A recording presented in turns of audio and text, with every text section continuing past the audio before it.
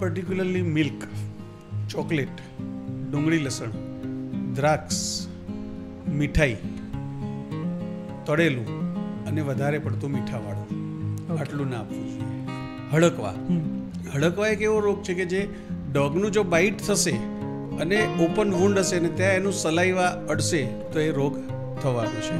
કારણ કે ડોગના જે સલાઈવા છે એની અંદર જ નોર્મલ હેબિટેટ છે રેબીઝ વાયરસ. નોર્મલ ડોગના સલાઈવામાં પણ બ્રુસેલોસિસ નામનો રોગ છે. બ્રુસેલોસિસનું વેક્સિન છે કે 6 થી 12 મહિનાના બચ્ચાઓને જ આપવું પડે. એટલે ગાયના ભેંસના બંને. ઓકે, બરાબર. એ રીતે એક ગળસુંડો નામનો રોગ છે કે બહુ જ ચેપી રોગ છે. ત્યારે તો જો કે છેલ્લા 15-1 વર્ષમાં ગુજરાતમાં એના કોઈ આઉટબ્રેક નોંધાયા નથી. સાયકોલોજીકલ ડિઝીઝ થતા હોય, દાખલા તરીકે ફોર એક્ઝામ્પલ તમારું આ જર્મન શેફર્ડ છે, હવે તમે એને કોઈના ઘરે મૂકી આવશો ને તો એને નહીં જ ગમે. એક સાયકોલોજીકલ ડિઝીઝ છે, એન્ઝાઇટી થશે એને. વિકાસના ગેસ્ટ એક વેટેનરી ડૉક્ટર છે મિત્રો, એટલે કે પશુ ચિકિત્સક. આપણે એમના સાથે અલગ અલગ રોગો વિશે વાત કરી, ઘણા બધા મિથ્સ ક્લિયર કર્યા અને જાણ્યું કે એક કેટ લાવવી વધારે સહેલી છે, એક કેટને ઘરમાં પાળવી વધારે સહેલી છે કે ડોગ લાવવો વધારે સહેલો છે. ડોગ્સમાં પણ કઈ કઈ બ્રીડ એવી છે કે જે ઇન્ડિયાના વેધરથી ઘણી બધી એડેપ્ટિવ છે, તો એના વિશે આપણે જાણ્યું. મને તો વાત કરીને ખૂબ જ મજા આવી. મને કમેન્ટ્સ કરીને જણાવજો કે તમને કેવું લાગ્યું.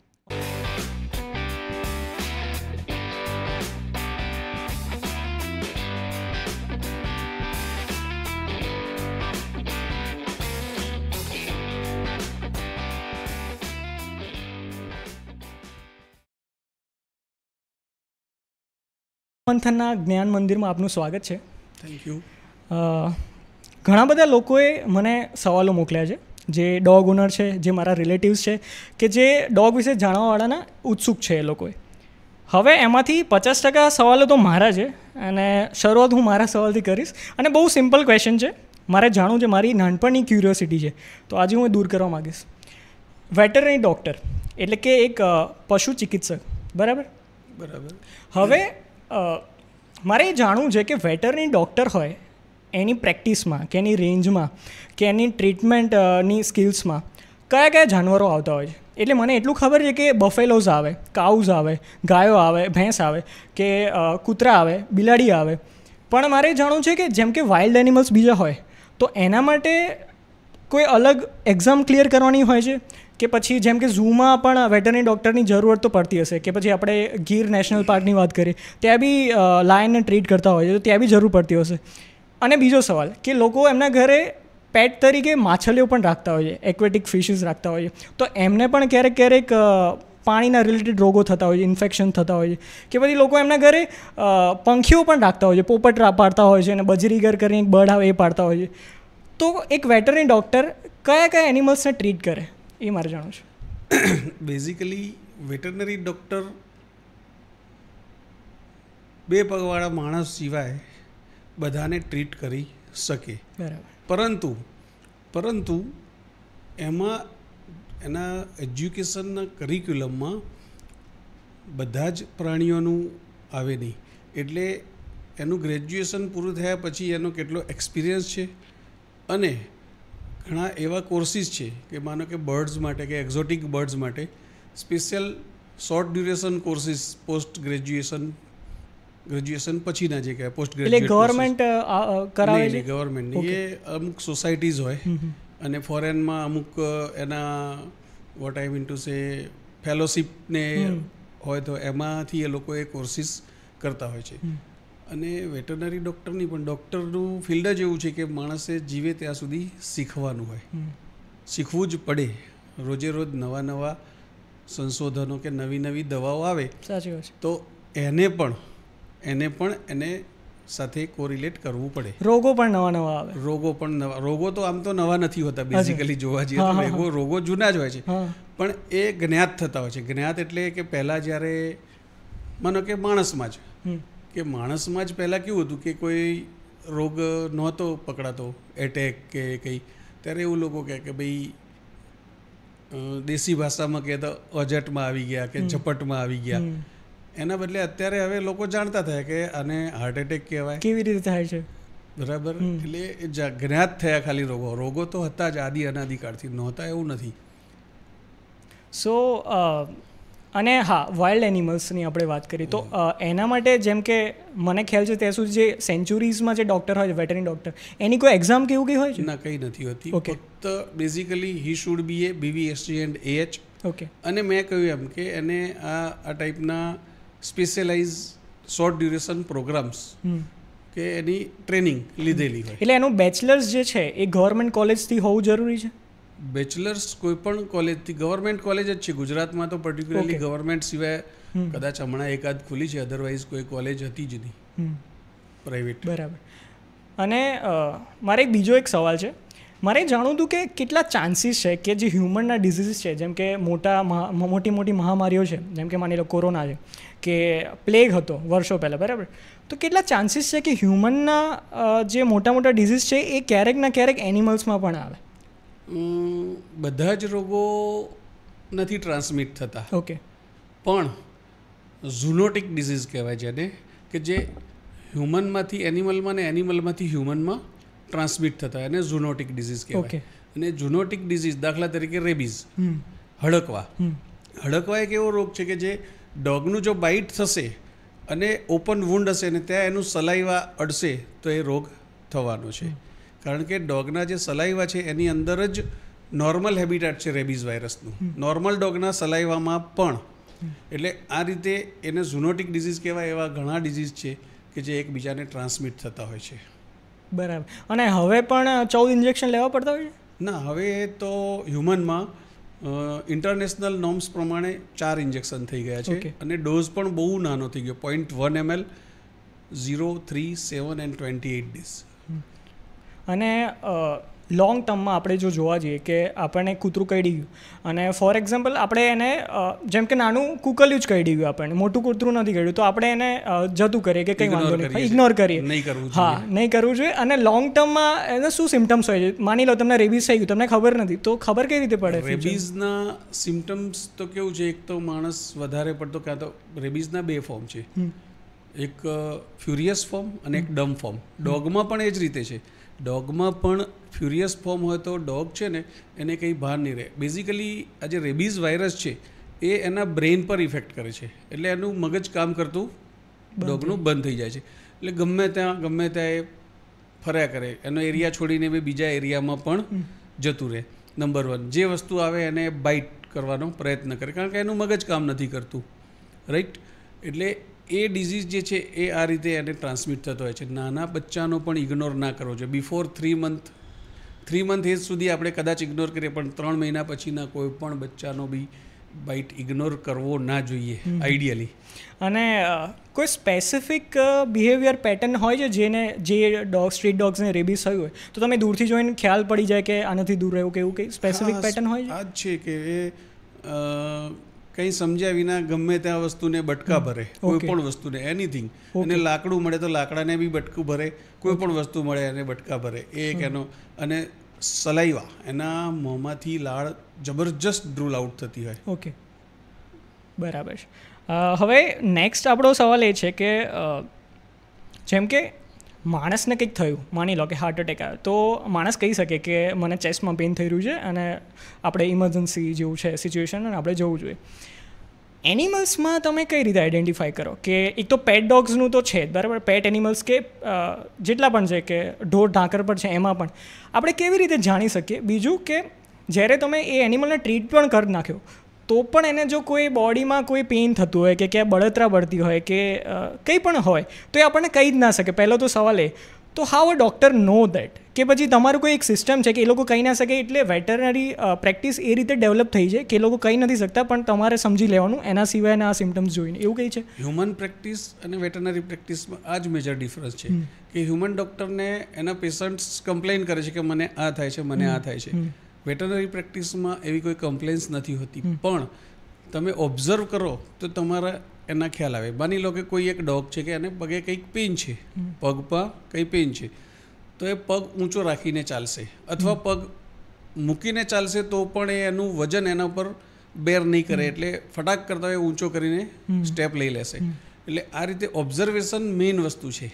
વેટરનરી પ્રેક્ટિસમાં સિમ્ટમ્સનું ઓબ્ઝર્વેશન એ મેઇન વસ્તુ છે ને. એ કેવું છે કે એકવાર રૂટીન થઈ જાય ને પછી એ ઓટોમેટિકલી પ્રેક્ટિસ થઈ જાય.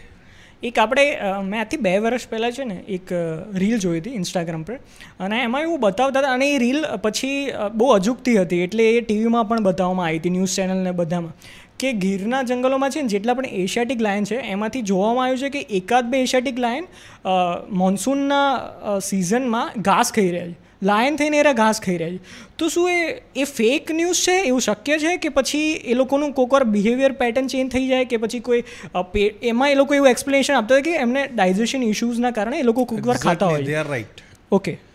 Basically they are carnivorous animal. Lion, tiger, આપણે એને માંસાહારી કહીએ, પ્રાણીની કક્ષામાં મૂકીએ છીએ. એટલે માંસાહારી પ્રાણી છે એટલે કુદરતે એ લોકોને જે ગેસ્ટ્રિક જ્યુસીસ, ડાયજેસ્ટિવ જ્યુસીસ આપણે જેને કહીએ, પાચક રસ, એ થોડા સાંદ્ર, સ્ટ્રોંગ આપેલા છે. એટલે એ લોકોને એઝ એન્ડ વેન એસિડિટી જેવું થઈ જાય. ઓકે. જ્યારે કદાચ કોઈ ઓછો ફૂડ મળ્યો, ફોર એક્ઝામ્પલ ચોમાસું હતું તો એ વખતે કેવું છે કે ચોમાસાના કારણે એ લોકોને ફૂડનું પ્રમાણ, એ લોકો તો શિકાર કરીને જ ખાવાના છે, શિકાર નથી કરી શક્યા અથવા નથી મળી રહ્યો, એ વખતે એના પેટમાં જે ગેસ્ટ્રિક જ્યુસ તો સિક્રિટ થવાના જ છે, એના કારણે એના જઠરમાં જે ગેસ્ટ્રિક જ્યુસ સિક્રિટ થશે ત્યારે એસિડિટી થશે, ને એસિડિટી થશે તો એને માટે એ ઘાસ થોડું ખાઈને જાતે ને જાતે ઉલટી કરશે. ઓકે. ઇવન પેટ એનિમલ્સમાં અમારી પ્રેક્ટિસમાં 25 વર્ષના મારા એક્સપિરિયન્સમાં એ કહું કે ઘણા લોકો આવે અમારી પાસે કે સાહેબ આ ઘાસ ખાય છે ને પછી ઉલટી કરે, તો હું બધા જ મારા પેશન્ટને કહું છું કે ભાઈ 10-15 દિવસે એકવાર થોડું ઘાસ ખાઈને ઉલટી કરે એ એની બહુ ચિંતા કરવી નહીં. હા, ચિંતા ક્યારે કરવી કે એક દિવસમાં 2, 3, 4 કરતાં વધારે ઉલટી કરે તો એ ડિઝીઝ છે. અધરવાઇઝ થોડું ઘાસ ખાઈને ઉલટી કરી એ એકદમ નોર્મલ વસ્તુ છે, કારણ કે એને એ વખતે એસિડિટી થઈ છે ને એ સમયે તમે એસિડિટી માટેની ઓરલ ટેબ્લેટ કે વેનીલા આઈસ્ક્રીમ જેવું કંઈ આપી દો તો એ કદાચ એનો ઇસ્યુ સોલ્વ થઈ જશે. એટલે આ જરૂરી છે કે આ એમની જે ટેવ છે, એમનું જે બિહેવિયર પેટર્ન છે, એ ખાલી ઇન્ફેન્ટ્સમાં જોવા મળે, ખાલી બાળકોમાં કે જે સિંહના બચ્ચા એમાં જોવા મળે, કે પછી નાના જે ડોગ્સ હોય, નાની ઉંમરના ડોગ્સ હોય એમાં જોવા મળે, કે એડલ્ટ પણ કરતા હોય? એડલ્ટમાં પણ થઈ શકે. જ્યારે એને માની લો કે બેઝિકલી માંસાહારી પ્રાણી છે, માની લો કે ડોગની વાત કરું છું, માંસાહારી પ્રાણી છે, હવે ઘણા ફેમિલી એવા છે કે જે નથી આપતા, એમના રિલિજિયસ નોર્મ્સના હિસાબે નથી આપતા. હવે જે માંસાહારને પચાવવા માટે જ્યુસીસ છે એટલા સ્ટ્રોંગ છે કે એ જ્યુસીસ એને એસિડિટી ઉત્પન્ન કરે છે. એટલે એડલ્ટમાં પણ આ બિહેવિયર એટલે ભૂખ્યા રહે એટલે એસિડિટી થાય. ઓકે. હવે મને અને દર્શકોને ખ્યાલ હશે કે આપણે દર વર્ષે જ્યારે આપણા પાસે ડોગ હોય તો આપણે દર વર્ષે એમને રેબીઝના ઇન્જેક્શન અપાવીએ. રેબીઝ અને 7-in-1. હા, ઓકે. સો એરે અપાવીએ જેનાથી એરું કોઈ બીજાને બટકું ભરી લે તો એ વ્યક્તિને સેફટી માટે લે અલગ વાત છે, પણ યુઝ્યુઅલી લેવાની જરૂર ના પડે. લેવા જોઈએ. ઓકે. બેઝિકલી આપણે જ્યારે ડોગને રેબીઝનું વેક્સિન આપીએ છીએ એ શેના માટે આપીએ છીએ કે એ ડોગને રેબીઝ ના થાય એના માટે આપીએ છીએ. મેં આપણા આગળના ડિસ્કશનમાં પણ મેં કહ્યું કે ડોગના સલાઈવામાં રેબીઝ વાયરસ એ નોર્મલ હેબિટાટ છે. Okay. Normal habitat. Normal ડોગના saliva લાળમાં પણ હડકવાના જંતુઓ હોય જ છે. સ્ટ્રીટ ડોગ્સ કે પછી એની ડોગ? ઓકે, એની ડોગ. એની ડોગ. એટલે કદાચ માનો કે વેક્સિનેટેડ ડોગ હોય અને એનો બાઇટ હોય તો પણ વેક્સિન લેવું જોઈએ. ઓકે, એવું છે.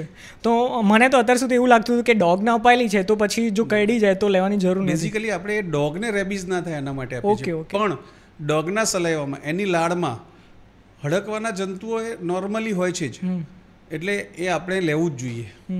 એ જન્મજાત હોય છે. હા, એ એની પ્રકૃતિ એ રીતની છે.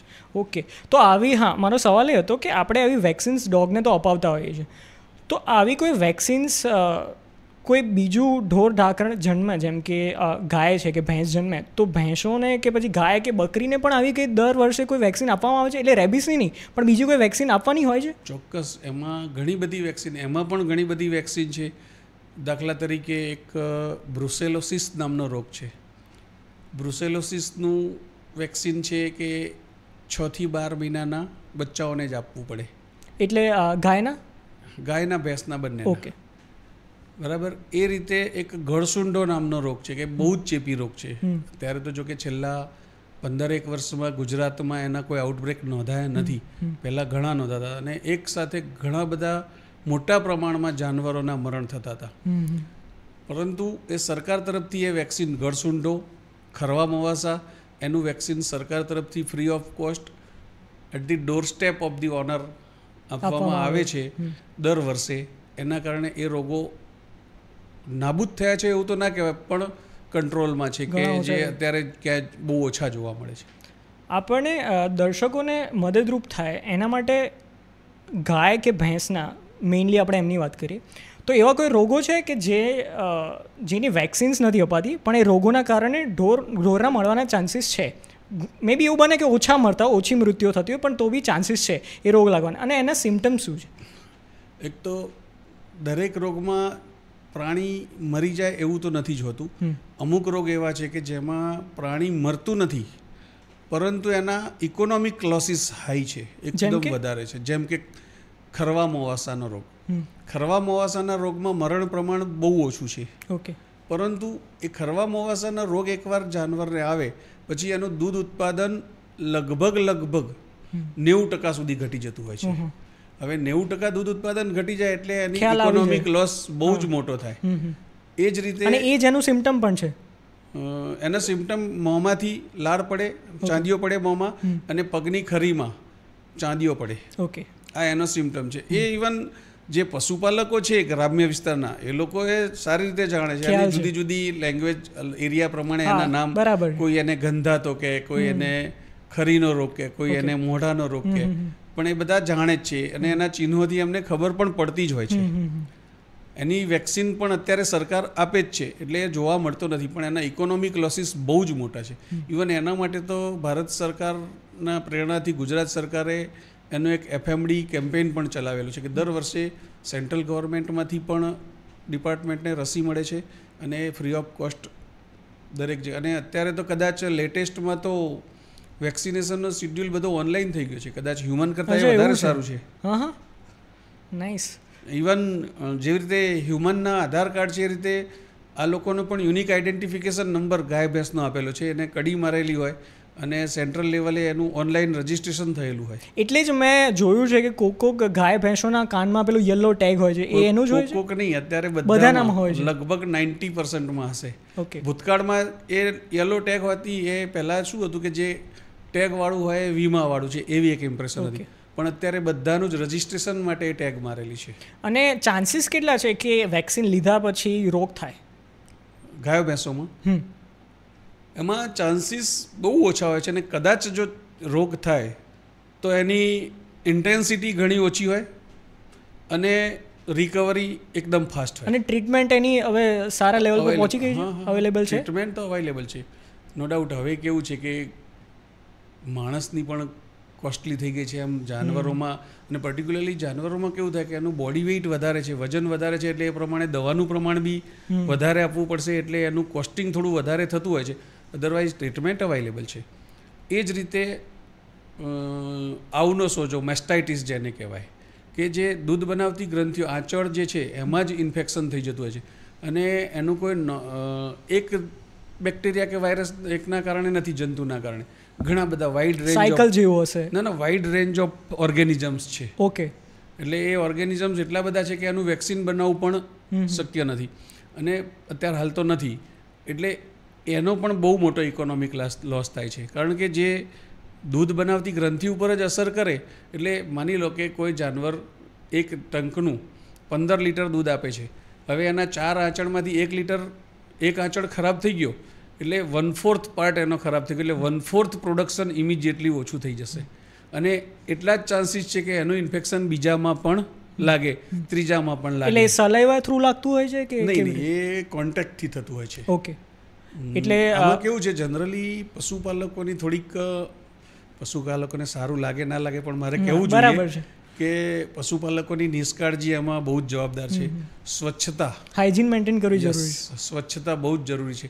જનરલી ગ્રામ્ય વિસ્તારમાં તમે જોયું હશે કે ગાય ભેંસની નીચે ગંદુ હોય.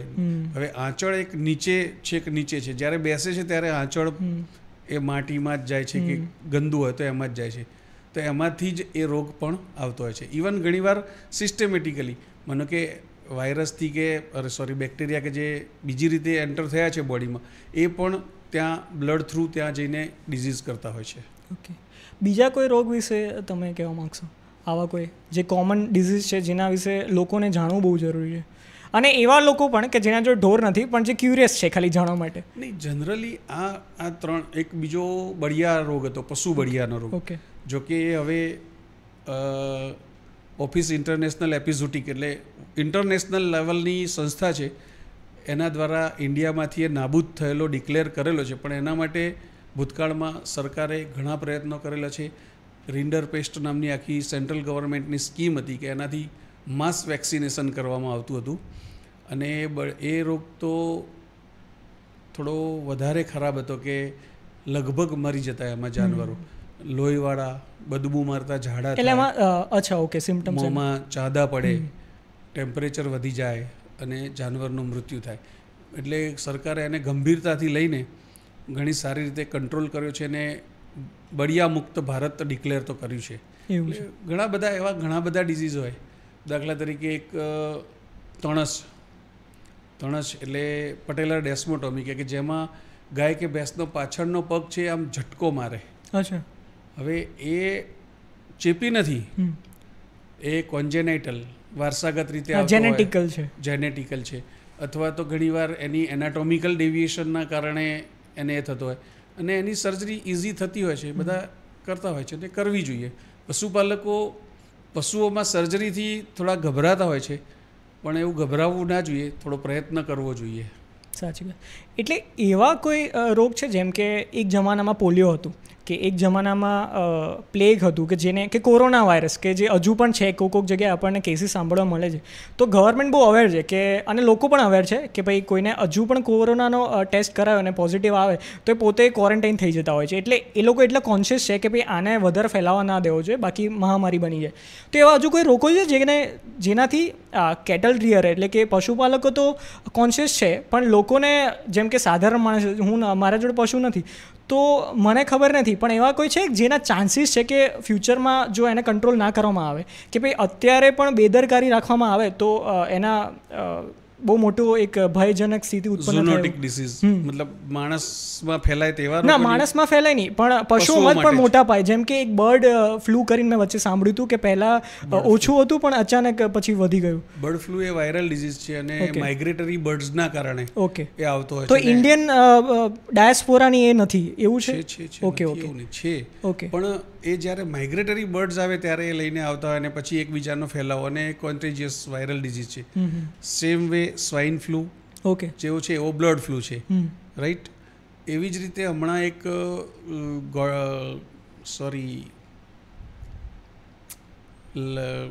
બધા પ્રાણીઓને શરીર પર ઢીમડા થઈ જતા હતા. ઓકે. તો એના માટે ભલે એની વેક્સિન નથી, પણ એક ગોટપોક્સ વેક્સિન હતી, ગોટપોક્સ વેક્સિનથી એને કંટ્રોલ કરવાનો પ્રયત્ન કરેલો છે. એટલે આપણે બર્ડ ફ્લૂની વાત કરી, એના સિમ્ટમ્સ ખાલી કહેશો?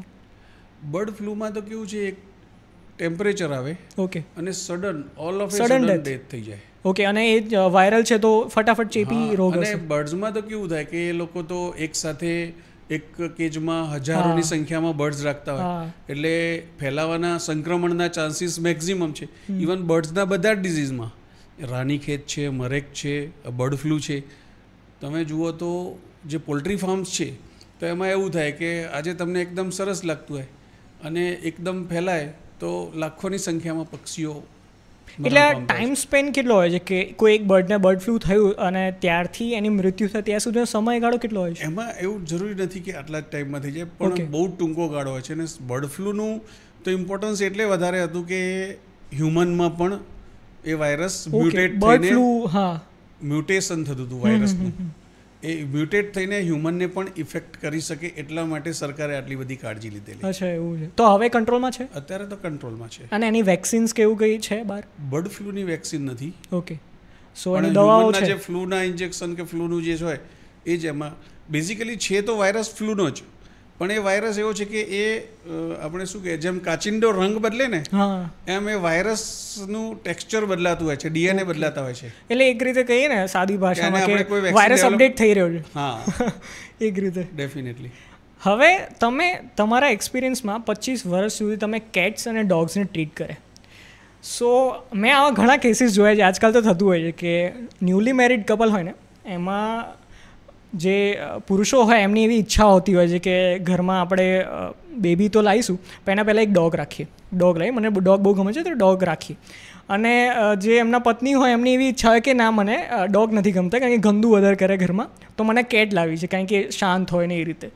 સો તમારા એક્સપિરિયન્સના હિસાબથી અને તમારા સામે જે કેસીસ આવ્યા હોય અને તમે જે રીતે ટ્રીટ કરો એના હિસાબથી કેટ વધારે બેટર છે, ડિસન્ટ છે, મતલબ કે ઘરમાં રાખી શકે, વધારે તોફાન ના થાય, શાંતિથી રહે, ટ્રેન કરી શકે એમાં, કે પછી ડોગ? એ વિષય છે ને આખો દરેકની અલગ અલગ માનસિકતા ઉપર રોકાયેલી વસ્તુ છે. જનરલી ડોગ બી ગંદુ નથી કરતા ઘરમાં. ઓકે. પણ કેટ એવી વસ્તુ છે કે શાંત રહે, એકદમ શાંત, અને કદાચ અહીંથી કૂદકો મારીને ત્યાં જાય ને તો તમને ખ્યાલ બી નહીં આવે, અવાજ બી નહીં આવે, રાઈટ? એટલે કેટની શારીરિક રચના એ રીતની થઈ રહી છે. It's a feline family. Okay. Felidae family. Lion અને ટાઈગરની જે ફેમિલી છે એ ફેમિલીનું છે. એટલે એ જ્યારે એનું બોડીને સંકોચવું હશે તો ઘણું સંકોચી પણ શકશે, અને લાંબુ કરવું હશે તો લાંબી પણ થઈ શકશે. એટલે આપણા ઇન્ડિયન કલ્ચરમાં બિલાડીને અશુભ માનવામાં આવે છે, એટલે બિલાડીનું પ્રમાણ નો ડાઉટ ઓછું છે. અચ્છા, આમ મને ખ્યાલ નથી. એવું છે ઇન્ડિયન કલ્ચરમાં એવું છે કે બિલાડી આડી ઉતરે, હા, કે રસ્તો પેલો વંટોળે તો આપણે ઊભા રહી જવાનું ને એ રીતે, એટલે કેટનું પ્રમાણ. અધરવાઇઝ ફોરેન કન્ટ્રીઝમાં જેટલા ડોગ્સ છે એટલી જ કેટ્સ છે. અને કેટ એકદમ ક્લીન પ્રાણી છે. એ પોતે એના શરીર પર તમે જોશો ને તો કંઈ બી ચોટ્યું છે તો તરત જીભથી ચાટીને સાફ કરી લેશે. બરાબર. અને કેટની આમ જોવા જોઈએ તો શારીરિક એની જે સાઇઝ છે એ પણ બહુ નાની હોય છે, તો ઇઝીલી મેનેજેબલ છે. અને એ સિવાય બી એ એકદમ શું કહેવાય કે જો એડજસ્ટ થઈ જાય તો બહુ ફેમિલિયર છે. તમારી ખુરશી છે ને, મેં એક ડૉક્ટર, હ્યુમન ડૉક્ટર હતા, MBBS, એ પ્રેક્ટિસ કરે તો એમની ખુરશીમાં એ કેટ બેસી જ હોય. ગાંધીનગરની જ વાત કરી રહ્યો છું, સેક્ટર 23માં. ઓકે. અને કેટ્સને ટ્રેનિંગ આપવાનું કંઈ હોય છે? બેઝિકલી ટ્રેનિંગ એક સાચું કહું તો બિઝનેસ થઈ ગયો છે. અચ્છા, એટલે આ સવાલ ઉપર હું પછી આવવાનો હતો પણ કંઈ નહીં, આપણે કન્ટિન્યુ કર્યું. ટ્રેનિંગ એક બિઝનેસ થઈ ગયો છે. અધરવાઇઝ જેનેટિકલી જે પ્યોરબ્રીડ ડોગ્સ છે, ઇવન મોંગરેલ્સ એટલે સ્ટ્રીટ ડોગ્સ છે, એને પણ જો તમારી સાથે રાખીને તમે વ્યવસ્થિત રીતે એને એ કરશો, તમારા કમાન્ડ્સ આપશો, તો એ જાતે જ ટ્રેન થઈ જતા હોય છે. ટ્રેનિંગની બહુ કંઈ જરૂર હોતી નથી. આપણે બાળકને ટ્રેનિંગ નથી આપતા, છતાં બી ઘરમાં તમે જે વર્તન કરો એ એના ઉપરથી શીખી જતું. એટલે આ એક બહુ જ હોશિયાર પ્રાણીઓ છે કે જે એની જાતે બધું ઘણું બધું શીખી જતા હોય છે. તમારે શરૂઆતમાં થોડો કમાન્ડ્સ આપવા પડે. અને આપણે એવા વિડીયોઝ જોયા છે, મેં ખાસ કરીને રીલ્સ એવી જોઈ છે કે જેમાં એવું એ લોકો દાવો કરતા હોય છે કે વર્લ્ડના સૌથી ઇન્ટેલિજન્ટ ડોગ સ્પીસીસ છે એમાં ગોલ્ડન રિટ્રાઈવર પહેલો આવે, પછી કહેતા હોય છે કે જર્મન શેફર્ડ આવે, એવી કરીને આખું 10 લિસ્ટ આખું લાંબુ હોય છે. અને પેલી એમાં એ લોકો બતાવે પણ ખરા કે ગોલ્ડન રિટ્રાઈવર મેથેમેટિકલ પ્રોબ્લેમ જે બેઝિક હોય +- 3+2 એટલે 5 એટલે 5 વાર પેલું ભસી લે, એવું બધું બતાવતું. એ અસલી છે કે એવું નથી? મારા ધ્યાનમાં તો નથી. અચ્છા, એવું છે. બરાબર. પણ નો ડાઉટ એનિમલ ઇન્ટેલિજન્ટ છે. ઓકે. પણ તમે મેથેમેટિકલ કે એ બધું આઈ ડોન્ટ બિલીવ. એટલે સાયન્ટિફિક નથી. મે બી એવું બની શકે કે એને કોઈ બીજી રીતે ટ્રેન કરવામાં આવ્યો એ રીતે, કાં તો પછી એના બોલવાના અવાજથી જાણી લેતો હોય કે આ 2+3 આ રીતે બોલે તો એમાં 5 વાર મારે ભસવાનું. એ જ વસ્તુ છે કે ડોગ તમે કેલ્ક્યુલેટ ના કરી શકે. નહીં, ડોગ તમે સીટ બોલો છો તો એને સીટ એટલે બેસવું એ ખબર નથી પડતી, સમજો. એને મિનિંગ નથી ખબર. હા, ક્યાં એને ક્યાં સીટ એટલે બેસવું એવું શીખવાડેલું છે. પણ તમારો જે અવાજનો ટોન છે એ અવાજના ટોન પરથી ખબર પડે. એ યાદ એને રાખી લે કે આવો અવાજ નીકળે એટલે મારે આ કરવાનું. એટલે ટ્રેનિંગમાં પણ એ કરતા હોય છે ને કે એના એ જો બેસી જાય, સીટ બોલો અને બેસી જાય એકવાર, તો એને કંઈક ખાવાનું આપે, ટ્રીટ આપતે એને, એટલે એને યાદ રહી જાય કે હું હવે બેસીશ તો મને કંઈક મળશે.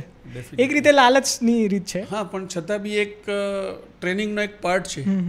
ટ્રેનિંગના હવે કદાચ આગળ મુદ્દો આવવાનો હશે પણ હું અત્યારે જ કહી દઉં. હા, વાંધો નહીં. કે ટ્રેનિંગના 3 સ્ટાઇલો છે. ઓકે. એક તો એને ડરાવીને તમે કરાવી શકો, એક પ્રેમથી કરાવી શકો, અને ટ્રીટ આપીને કરી શકો. ડરાવવામાં બે વસ્તુ છે કે જૂનું ન્યૂઝપેપર હોય, ન્યૂઝપેપરની ગળી વારીને અને તમે મારો, ન્યૂઝપેપર વાગશે નહીં પણ એનો અવાજ મોટો આવશે. આ લોકો અવાજથી ડરે છે. તમે માર્ક કર્યું હશે કે દિવાળી પર જ્યારે ફટાકડા ફૂટશે ને ત્યારે 95% લપાઈ જતા હોય છે કે છુપાઈ જતા હોય છે. કારણ કે કુદરતે એ લોકોને માણસ કરતાં અવાજ સાંભળવાની શક્તિ 20 ગણી વધારે આપેલી છે. ઇવન રાત્રે તમે તમારા ઘરમાં 10 મેમ્બર હોય ને તો તમારા મેમ્બરોની આહટ પરથી એને ખબર પડે કે કોણ આવી રહ્યું છે.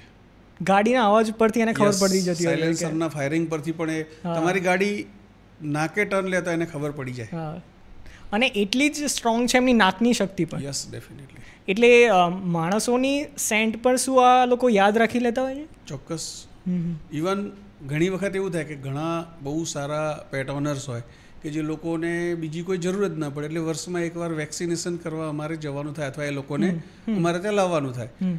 હવે જ્યારે એ લોકો અમે એમના ઘરે જઈએ કે એ અમારા ત્યાં આવે ત્યારે એ લોકોને ખબર પડી જ જાય છે ને એ લોકો દૂર જ ભાગે. વેક્સિન આપવા આવ્યા. બરાબર છે. એટલે આપણે કેટ્સ એન્ડ ડોગ્સની વાત કરીએ. ફ્યુચરમાં જો કોઈ એવું ઈચ્છતું હોય કે કોઈ કપલ કે કોઈ ઇન્ડિવિજ્યુઅલ એવું ઈચ્છતું હોય કે મારા ઘરે કેટ વસાવી છે કે મારા ઘરે ડોગ વસાવો છે, તો તમારા હિસાબથી અને સાયન્ટિફિકલી કેટ્સની એવી કઈ સ્પીશીસ છે અને ડોગ્સની એવી કઈ સ્પીશીસ છે કે જે ઇન્ડિયાથી બહુ સારી રીતે હવે એડપ્ટ થઈ ગઈ છે? મે બી એવું બને કે વર્ષો પહેલાં 50-60 વર્ષ પહેલાં એ ફોરેનની બ્રીડ હોય પણ હવે એડપ્ટ થઈ ગયેલી છે. એડપ્ટનો મતલબ એ કે હવે તો મેં જોયું છે કે સાઇબેરિયન હસ્કી કે જે નોર્થમાંથી આપણે લાવતા હોય છે અને જેને ઠંડો એન્વાયરમેન્ટ જોતો હોય એને પણ લોકો 24 કલાક એસી ચાલુ રાખીને રાખતા હોય છે. પણ હું ઇકોનોમિકલી અને સસ્ટેનેબિલિટીના ધ્યાનમાં રાખીને કહું છું કે માની લો કે બધા લોકો એવું અફોર્ડ ના કરી શકે કે 24 કલાક ઘરમાં એસી રહે, તો એના હિસાબથી કઈ એવી સ્પીશીસ છે કે જે લોકોને પ્રિફર કરવી જોઈએ અને જે ઇઝી ટુ ટેક કેર છે ઇન્ડિયામાં? હાર્ડી બ્રીડ પસંદ કરવી જોઈએ. હાર્ડી, ઓકે, કે જેનો પોતાનો ઇમ્યુનિટી સારી હોય, નંબર 1. નંબર 2 કે એ પોતે ગમે ત્યાં એટમોસ્ફિયરમાં એડજસ્ટ થઈ શકે. સાઇબેરિયન હસ્કી છે, સેન્ટ બર્નાર્ડ છે, આ બધી બ્રીડ્સ ઠંડા પ્રદેશની બ્રીડો અહીં આગળ આવા એસીથી ચાલી જાય પણ એ પછી એને જ્યારે હીટ સ્ટ્રોક ને લાગે ત્યારે એના આટલી ગરમી તો સહન જ ના થાય નથી કરતા એટલે એના પ્રશ્ન થતા હોય છે. તો જનરલી ડોગને જ ગરમી પાછી વધારે લાગે એ તમને કહી દઉં કે ડોગને પરસેવો થતો નથી. ઓકે. એટલા માટે ડોગને ગરમી માણસ કરતાં આપણે જ્યારે ગરમી લાગે અને આખા બોડી પર વાળ હોય ને, બોડી પર વાળ કરતાં બી પરસેવાની ગ્રંથિઓ જ અવિકસિત છે. ઓકે. અવિકસિત પરસેવાની ગ્રંથિઓ એટલે પરસેવો થાય નહીં. એટલે એને બોડી ટેમ્પરેચર આપણે જ્યારે ગરમી લાગે તો પરસેવો થઈને આપણું બોડી ટેમ્પરેચર મેન્ટેન થાય છે. જ્યારે ડોગને પરસેવાની ગ્રંથિ અવિકસિત હોવાથી એ જ્યારે એને ગરમી લાગે ત્યારે મોં ખોલીને હાંફ્યા કરે અને લાળ પાડે. એ રીતે જ એનું બોડી ટેમ્પરેચર મેન્ટેન કરતા હોય છે. એટલે ટેમ્પરેચર તો દરેક ડોગને લાગવાનું જ છે, એની અસર થવાની જ છે. પણ ઘણી બ્રીડ છે કે જે તમે અહીં રાખી શકો. દાખલા તરીકે લેબ્રાડોર રિટ્રાઈવર છે, ગોલ્ડન રિટ્રાઈવર છે, જર્મન શેફર્ડ છે, ડોબરમેન છે. આ બધી બ્રીડ્સ અહીં એક્વેન્ટ વધારે થાય, એડપ્ટ થઈ ગયેલી છે બધી સ્પીશીસ. ઓકે. અને કેટ સ્પીશીસમાં? કેટ્સમાં તો કેવું છે, અત્યારે એક જ બ્રીડ જોવા મળે છે ઇન્ડિયામાં, ગુજરાતમાં, અને એ જ બ્રીડ ચાલે છે. બીજી કોઈ શું બ્રીડ છે એરી?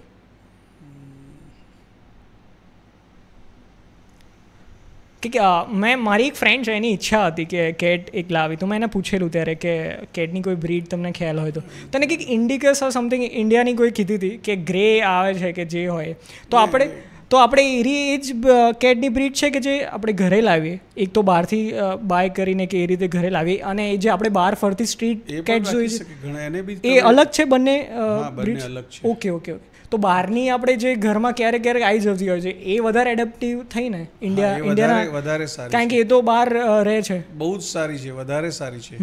મારે એક બેન હતા સેક્ટર 16માં કે જેમના ઘરે લગભગ 10 બિલાડી હતી. બચ્ચા આવે બધા એના ઘરે જ રહે.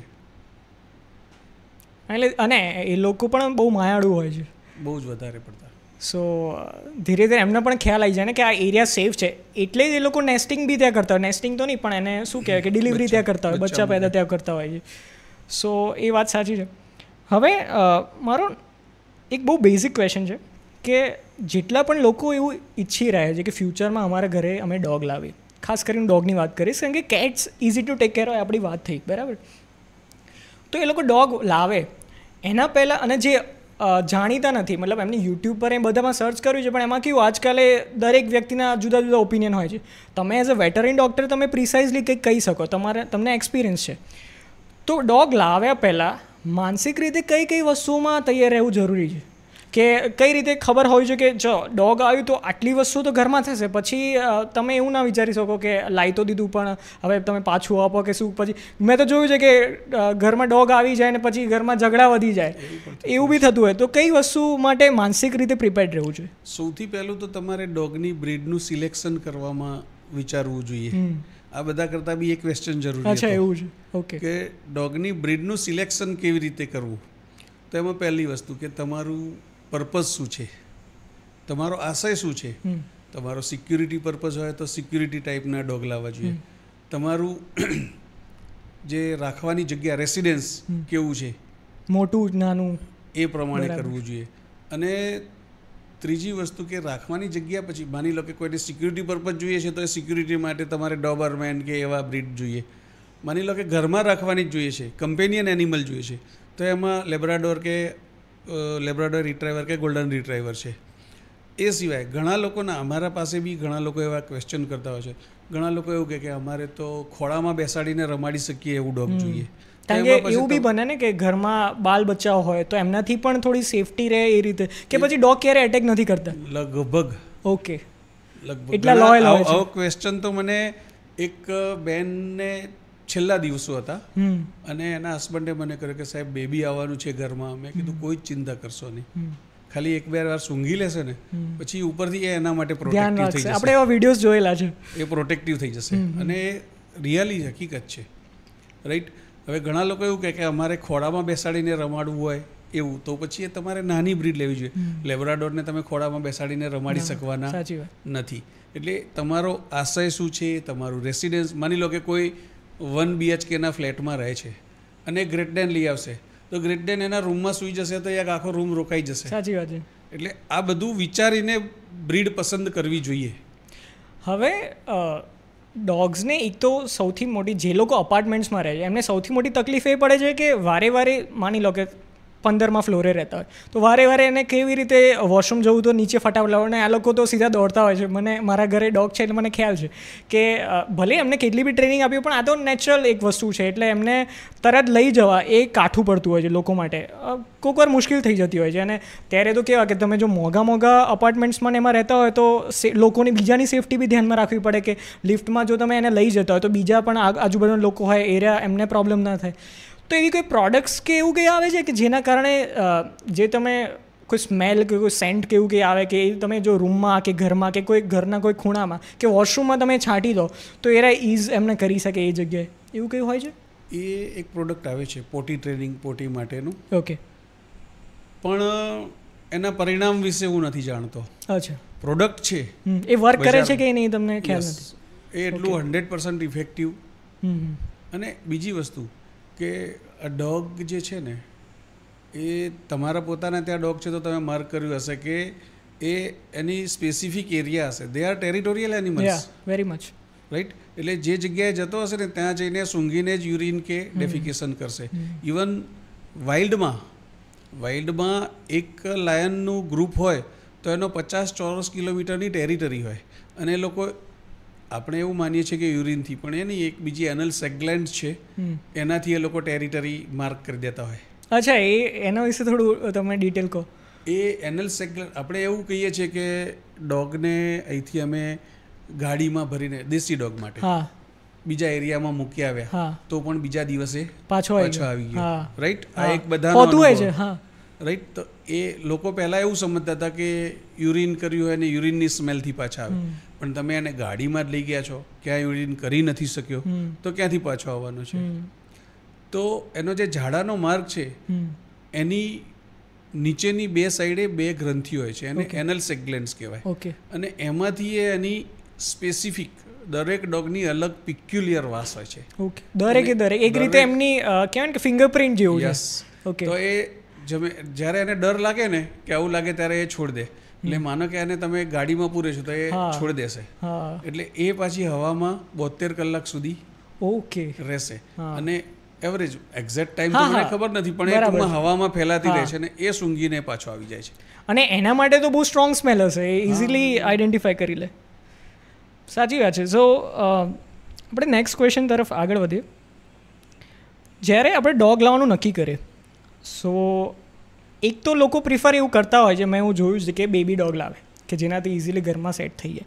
અને ઘણા બધા લોકો એવા મેં પશુ પ્રેમીઓ જોયા છે કે જે લોકો એવું પ્રિફર કરે કે કોઈ બીટ્રેડ ડોગ, એટલે કે કોઈ એવું કૂતરું હોય 8, 9, 10 વર્ષનું કે જેને તરછોડી દેવામાં આવ્યું હોય એના પહેલાં ઓનર દ્વારા, અને એને એ લોકો પોતાના ઘરમાં લાવી દે, એને એક્સેપ્ટ કરે ને એ રીતે. સો આમાંથી આપણે સાયન્ટિફિકલી જોવા જઈએ તો કયું વધારે બેટર રહે? કારણ કે એવું ચાન્સીસ છે, મારું એવું માનવું છે કે એવા ચાન્સીસ છે કે જ્યારે ડોગનો એનો આખું પરિવાર એને જ્યારે તરછોડી દે અને પછી આપણે એને આપણા ઘરે લાવીએ તો એક તો એનું એન્વાયરમેન્ટ બદલાય, પ્લસ આપણે જે એને ફૂડ આપીએ એ બદલાય, પ્લસ એનો જે જેમ કે જર્મન શેફર્ડ જેવું કોઈ ડોગ હોય તો એ તો વન મેન ડોગ છે, તો એનું તો એ આખું એનો ભરોસો આખો ટ્રસ્ટ એક હતો એ તૂટી ગયો. અને હવે એને આખો કહેવાય 10 વર્ષની ઉંમરે એક નવો ટ્રસ્ટ, 10 વર્ષ એટલે એક ડોગ માટે તો એ વૃદ્ધ જ છે એ ડોગ, તો એના માટે આખું એક નવું સેટ થવાનું, બરાબર? તો એ કયું વધારે બેટર છે? એટલે ઓબ્વિયસલી કે આપણે એવું માનીએ કે સેવા કરવી હોય તો આપણે બીટ્રેડ ડોગ જ લાવવું જોઈએ, સાચી વાત છે? બેટર એક જ છે કે નાનું પપ્પી હોય ત્યારથી તમે લાવો એ જ બેટર છે. અચ્છા, એવું છે. કારણ કે એ હજુ એટેચ થયું હોય નો ડાઉટ, પણ છતાંય તમારી પાસે આવશે, એ કોરી સ્લેટ છે તો એની કોરી સ્લેટ મગજ, એનું મગજ કોરી સ્લેટ છે, તો એ મગજની કોરી સ્લેટમાં તમારા સાથેના બંધનો ચાલુ થઈ જશે અને એ ઝડપી તમારી સાથે એડજસ્ટ થઈ જશે, નંબર 1. અને કોઈ ગમે તે કે પ્રાણીઓ ફક્ત પ્રેમના ભૂખ્યા છે. સાચી વાત. પ્રાણીઓ અને અનકન્ડિશનલ લવ છે એમની પાસે, અનકન્ડિશનલ. માણસને તો એના પિતા પુત્રનો લવ છે ને એ બી કન્ડિશનલ હોય છે, ત્યારે પ્રાણીઓનો અનકન્ડિશનલ લવ છે. નંબર 1 કશું એમને સામે કશું જોઈતું જ નથી, કંઈ જ નહીં, રાઈટ? એટલે હું એવી એડવાઇસ કરીશ કે નાનું પપ્પી, પણ એની સામે અત્યારના જે પ્રોફેશનલ લોકો છે, પર્ટિક્યુલરલી બ્રીડર્સ, એ લોકો 1 મહિનાના બચ્ચા વેચી દે છે, એની હું સખત વિરોધ કરીશ. અચ્છા, નાની ઉંમરે ના વેચવું જોઈએ. એનું કારણ છે કે એને બ્રેસ્ટ ફીડિંગ, એની માતાનું દૂધ 1.5-2 મહિના સુધી મળવું જોઈએ. ઓકે.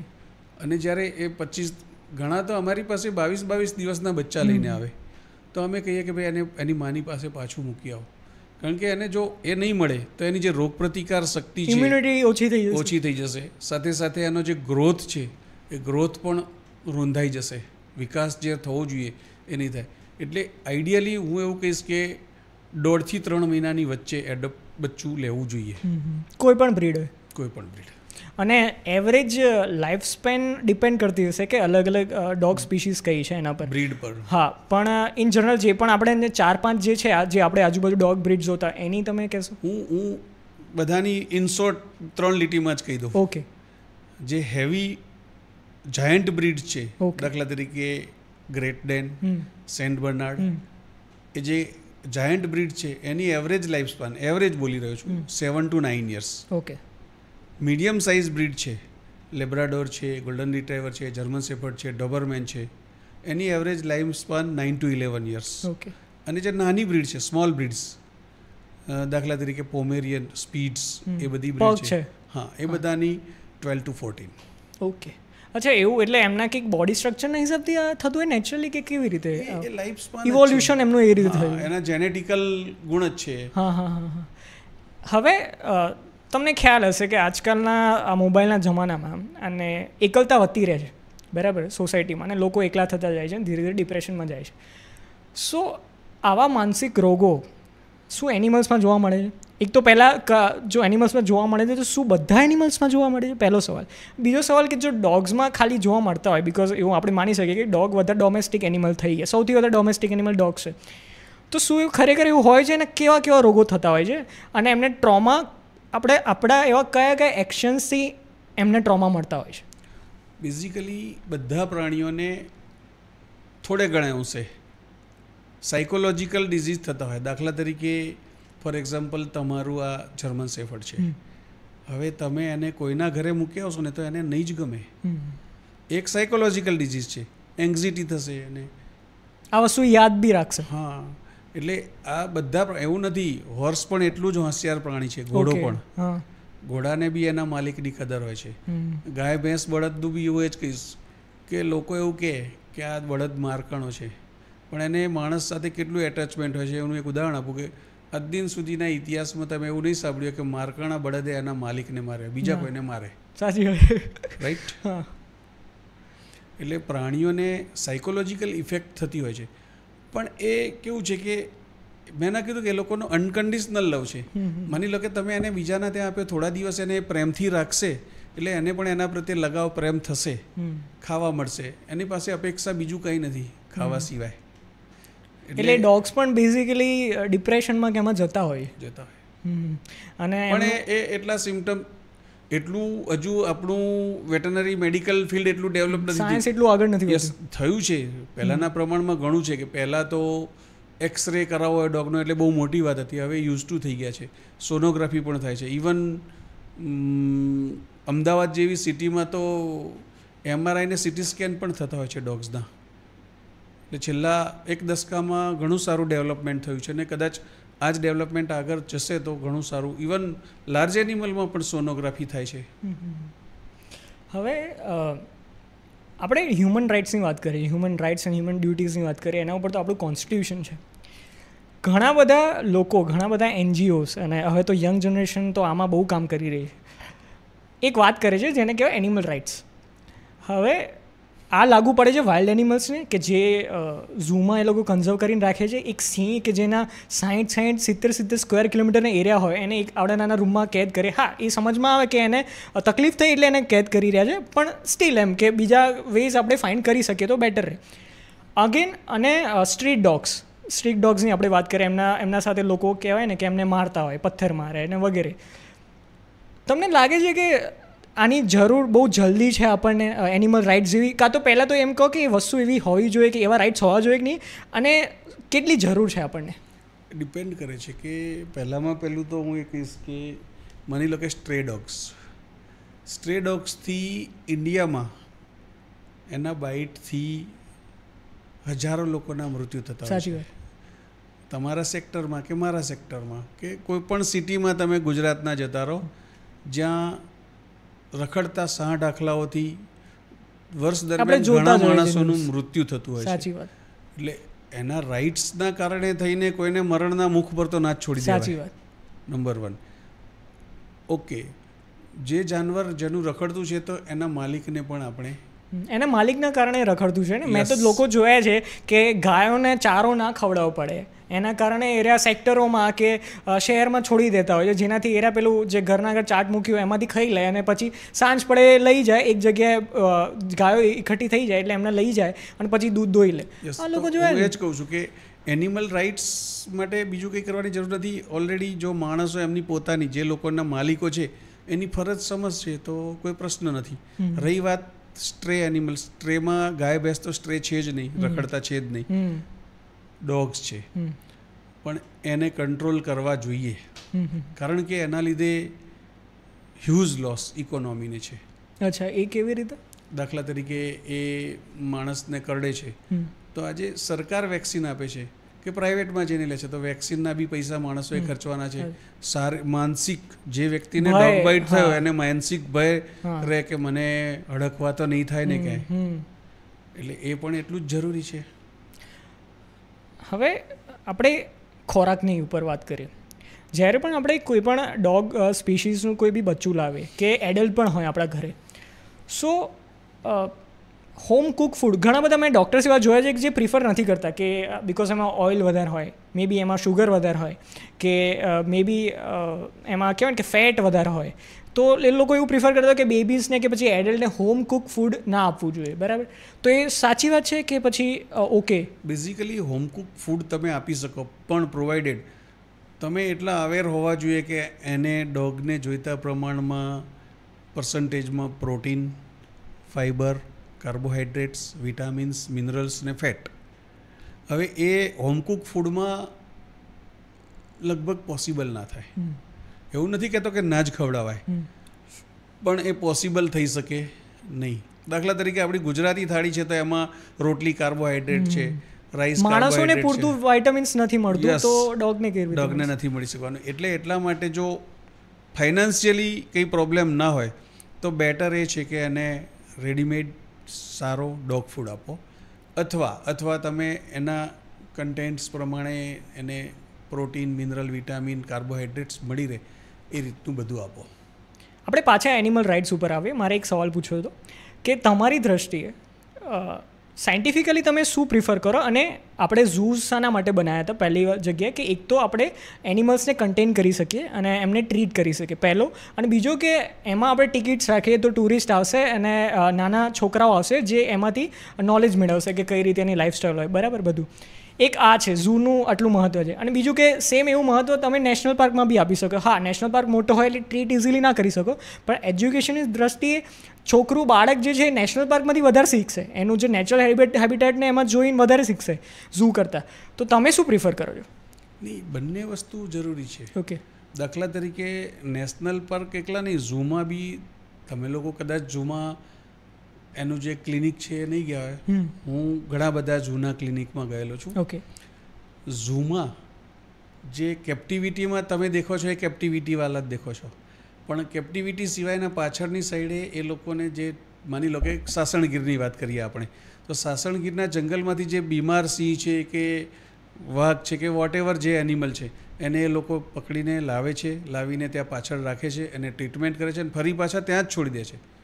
અને જે આ ઝૂમાં એક્વેન્ટ થઈ ગયા છે એ લોકોને જ રાખે છે. અધરવાઇઝ જે નેચરલ નેશનલ પાર્કમાં છે એ તો પાર્કમાં જ છોડી દેતા હોય છે એ લોકો. હવે જે લોકો સિંહના પાંજરાના સામે જોઈને ચાળા કરતા હોય છે ના કરવું કે પછી એ ખાવાનું ફેંકતા હોય છે, એના માટે કોઈ મેસેજ? બિલકુલ ના કરવું જોઈએ, કારણ કે ઘણીવાર કેવું હોય, તમે કંઈ સિંહને કંઈ માંસ તો લઈને ગયા નથી, તમે કાકડી નાખશો કે ગાજર નાખશો, એ એનો ખોરાક નથી, એનું ડાયજેશન ઇશ્યુ થશે એને.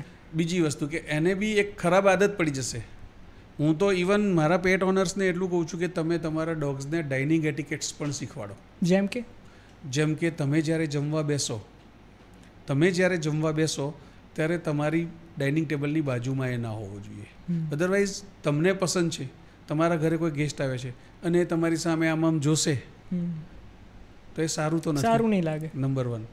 નંબર 2, એને એમ થશે કે ગમે તે જમવા બેસે એની સાથે હું જઈશ તો મને 2 રોટલી મળશે કે કંઈક ખાવા મળશે, એ પણ એક ખરાબ હેબિટ ક્રિએટ થઈ, રાઈટ? અને એક રીતે એનાથી મોટો ડાઇનિંગ એટિકેટ્સ હું એ કહીશ કે તમે ડોગને પ્રિસ્ક્રાઇબ ટાઈમ રાખો. ઓકે. પ્રિસ્ક્રાઇબ ટાઈમ સવારે 8 થી 9 કે 8 થી 8:30, અડધો કલાક જ એનું બાઉલ રાખો જમવાનું. એવી આદત હોવી ના જોઈએ કે ગમે ત્યારે ઈચ્છા થાય ત્યારે બાઉલમાં મોં નાખી લે જમી લે. આવા પણ ડાઇનિંગ એટિકેટ શીખવાડવા જોઈએ. હવે એ જ વસ્તુ ઝૂમાં, માની લો કે ઝૂમાં તો આખો દિવસ આવે છે બધા લોકો, હજારો લોકો આવે છે, મગજ બધાના અલગ અલગ રીતે કામ કરતા. જો બધા આવું નાખશે તો એની હેબિટ ખરાબ થઈ જશે, એટલે કરવું જ ના જોઈએ. ખોરાકની દ્રષ્ટિએ જોવા જોઈએ તો એવા કયા કયા ફૂડ છે કેટ્સ અને ડોગ્સ બંને માટે કે જે એમને ક્યારેય ના આપવા જોઈએ કારણ કે એમની હેલ્થ ખરાબ થઈ શકે? ડોગ્સમાં પર્ટિક્યુલરલી મિલ્ક, ચોકલેટ, ડુંગળી લસણ, દ્રાક્ષ, મીઠાઈ, તળેલું અને વધારે પડતું મીઠાવાળું, આટલું ના આપવું જોઈએ. અને કેટ્સમાં? કેટ્સમાં તો કેવું છે કે કેટ્સ બીજું કંઈ ખાતી જ નહીં. જનરલી કેટ્સનો તો ખોરાક જ ઓછો, એટલે લગભગ લોકો એને દૂધ આપતા હોય છે અને ડોગ ફૂડ, કારણ કે એની ક્વોન્ટિટી જ કેટલી જોઈએ. કેટનું વજન એવરેજ 4 કિલો જ હોય, 4 થી 5 કિલોની વચ્ચે, એટલે એની ફૂડ રિક્વાયરમેન્ટ બી ઘણી જ ઓછી હોય, એટલે કેટ ફૂડ આપવો એ વધારે યોગ્ય છે. હવે કેટ બ્રીડની વાત થઈ તો મને યાદ આવ્યું પર્શિયન. ઓકે, તો પર્શિયન કેટ અને પેલી પાછી જે આપણે ઇન્ડિયામાં જે બહાર ફરતી હોય એ તો અલગ જ. હા, ઓકે. અને પર્શિયન કેટ બહુ સારી છે, તમને આમ બહુ ફ્લફી લાગે. ઓકે. તમને આમ ટચ કરવું બી ગમશે. એક જે બહુ જાડી હેફ્ટી કેટ્સ આવતી હોય છે, એરી પર્શિયન કેટ મેં જોઈ છે કે બહુ એકચ્યુઅલી હેફ્ટી નથી હોતી. ઓકે. એના હેરનો ગ્રોથ એટલો હોય છે. ઇવન જર્મન શેફર્ડમાં બી, તમારા ઘરે જર્મન શેફર્ડ, તમે એને પાણીનો ફુવારો મારો, વાળ જ્યારે ચોંટી જશે ડોબરમેન જેટલો જ લાગશે. હેફ્ટી નથી એ, એના ફ્લફી હેર્સના કારણે તમને લાગશે સારી, એટલી ભારે. આપણે ડોબરમન પર વાત કરીએ, ડોબરમન અને રોટવાઇલર પર. મેં એવું જોયું છે કે એમની નાની ઉંમરે જ એમની ટેલ કટ કરી દેવામાં આવતી હોય છે, તો એના પાછળ કોઈ સાયન્ટિફિક રીઝન છે કે પછી આ ખાલી એક રીતિ બની ગઈ? બેઝિકલી પહેલાં એવું સાયન્ટિફિક રીઝન એ હતું કે ડોબરમેનની ટેલ બહુ લાંબી હોય છે જ્યારે એડલ્ટ થાય ત્યારે, હવે લાંબી ટેલના કારણે એને ગમે ત્યાં અથડાવાને એ એક સિક્યુરિટી પર્પઝનો ડોગ છે, એટલે ગમે ત્યાં દોડતો હોય છે, એટલા માટે કાપવામાં આવતી હતી. પરંતુ અત્યારે prevention of cruelty to animal એક્ટમાં એ પ્રોહિબિટેડ છે. ઓકે, તો હવે અલાઉડ નથી. પહેલાં કરવું કટ જ કોણ નહીં કરતા હતા? ટ્રેનર્સ કટ કરતા હતા કે પછી ડૉક્ટર જ કરી આપતા હતા? પહેલાં બી ટ્રેનર અને ડૉક્ટર બધા કટ કરતા હતા. હવે ડૉક્ટરો કોઈ કટ કરતા નથી. અત્યારે અનઓફિશિયલી ટ્રેનર્સ કટ કરે છે. અને હું મારી પાસે વર્ષમાં 5 કસ્ટમર આવે તો હું પ્રેમથી ના પાડી દઉં છું કે હું નથી કરતો. એટલે એનું કોઈ સાયન્ટિફિક રીઝન બીજું કંઈ ખાસ હતું? રીઝન એક આ જ હતું. 2 કારણ હતા કે એક તો એની લાંબી ટેલના કારણે ઇન્જુરી થવાના ચાન્સ વધારે થાય, અને સિક્યુરિટી પર્પઝનો ડોગ હોય તો તમે એક માર્ક કર્યું છે કે જ્યારે ડોગ ડરે ને તો એની પૂંછડી 2 પગ વચ્ચે નાખી દે છે, તો સામેવાળાને ખબર ના પડે કે આ ડોગ ડરેલું છે, એના માટે. એટલે મેં એવું લોકો જે ડોગ ઓનર્સ હોય એમના જોડે પણ એવું સાંભળેલું છે કે આની પૂંછ એટલે જ કપાવી કારણ કે આનો ગુસ્સો થોડો ઓછો થાય, તો એ તો ખોટી વાત છે. ખોટી વાત, મિથ્સ છે. હા ને. ઓકે, આપણે નેક્સ્ટ ક્વેશ્ચન પર આવીએ. બહુ ઇમ્પોર્ટન્ટ ક્વેશ્ચન છે કે કોઈ પણ ડોગ બ્રીડ હોય, ડોગ્સમાં કોઈ કોમન ડિઝીઝ કઈ હોય છે અને એના સિમ્ટમ્સ શું હોય છે? ડોગ્સમાં કોમન ડિઝીઝમાં સૌથી ખરાબ પાર્વો વાયરસ, કેનાઇન ડિસ્ટેમ્પર, લેપ્ટોસ્પાયરોસિસ, હેપેટાઇટિસ, પેરાઇન્ફ્લુએન્ઝા અને રેબીઝ. એટલા માટે અત્યારે 7-in-1 કે 9-in-1 ડિઝીઝની વેક્સિન આવે છે ને રેબીઝની વેક્સિન અલગથી આવે છે. પાર્વો વાયરસ બહુ ભયંકર રોગ છે કે એની અંદર એના જઠર અને આંતરડામાં ચાંદીઓ પડી જાય છે, ચાંદા. એટલે કંઈ બી ખાય ઉલટી કરે છે જઠરમાં, અને ઉલટીમાં અને ઝાડામાં લોહી નીકળતું હોય છે, એટલે બહુ બદબૂ મારતું લોહી નીકળતું હોય છે. બહુ ખરાબ વસ્તુ છે. એવું નથી કે પાર્વો વાયરસમાં જ લોહી નીકળે, એ ડાયગ્નોસ ડૉક્ટર જ કરી શકશે, પણ આ એક સિમ્ટમ છે. બીજા ડિઝીઝમાં પણ નીકળતું હોય છે ઝાડામાં લોહી, રાઈટ, પણ આ એક સિમ્ટમ છે. અને એમાં એગ્રેસિવ ટ્રીટમેન્ટ આપવી પડે. એગ્રેસિવ એટલે એને જરૂર હોય તો એનું ડિગ્રી ઓફ ડિહાઇડ્રેશન, એટલે શરીરમાંથી પાણી કેટલું ઘટી ગયું છે એના પ્રમાણે એને ફ્લુઇડ્સ બોટલો ચડાવવી પડતી હોય છે. ઇવન 2, 3, 4 પ્રકારની બોટલો સવારે અને સાંજે, એવું કન્ટિન્યુઅસ 5 દિવસ, 7 દિવસ, 9 દિવસ જરૂર પડે એ પ્રમાણે. એટલે આ કેવી રીતે ફેલાતો હોય છે? એ વાયરલ ડિઝીઝ છે, એટલે સિઝનમાં, અમુક સિઝનમાં એના વાયરસ એકબીજાના, માનો કે કોઈ ડોગે ઝાડા કર્યા, ઉલટી કરી, તો એમાં વાયરસ છે એ સ્ટોર થશે, અને પછી જ્યારે પવનથી બી ફેલાતા હોય છે, એકબીજાના કોન્ટેક્ટથી તો શ્વાસથી ફેલાતા હોય. યસ, શ્વાસથી, કે કોઈ એનું ડ્રોપિંગ્સ પડે છે એને ચાટી લે, ઇવન પવનથી બી, શ્વાસથી બી ફેલાતા હોય છે. બીજી તમે જે 2-3 ડિઝીઝ કીધી એના ડિસ્ટેમ્બર બી એ વાયરલ ડિઝીઝ છે, એ બી બહુ ખરાબ ડિઝીઝ છે. એના તો અલગ અલગ 3-4 ફોર્મ છે: ક્યુટેનિયસ ફોર્મ, ઇન્ટેસ્ટિનલ ફોર્મ, ન્યુમોનિક ફોર્મ અને નર્વાઇન ફોર્મ. અને એમાં વર્સ્ટમાં વર્સ્ટ નર્વાઇન ફોર્મ છે કે જેમાં ખેંચ આવે, ડોગને કન્ટિન્યુઅસ ખેંચ આવે, અને બહુ ખરાબ રોગ છે. એટલે એક એ હિપેટાઇટિસ, એટલે એને લીવરમાં ઇન્ફેક્શન થઈ જાય, લીવરનું સ્વલન થાય, અને લીવર ખરાબ થાય એટલે પછી બીજું બધું ખરાબ થતું હોય છે. લેપ્ટોસ્પાયરામાં સ્કિનના ડિઝીઝ અને ઉલટી ઝાડા એવું થતું હોય છે. અને રેબીઝ તો આપણે એની ઘણી પહેલાં ચર્ચા થઈ ગઈ. અને બધાના વેક્સિન તો અવાઇલેબલ જ છે. ઓકે, તો ક્યોરેબલ તો છે? ક્યોરેબલ છે, પણ ડિપેન્ડ કરે કે એનું બોડી આપણને કેટલું સપોર્ટ કરે છે, નંબર 1. નંબર 2 કે પેશન્ટ ઓનરની પેશન્સ, એટલે ધીરજ કેટલી છે. સાચી વાત.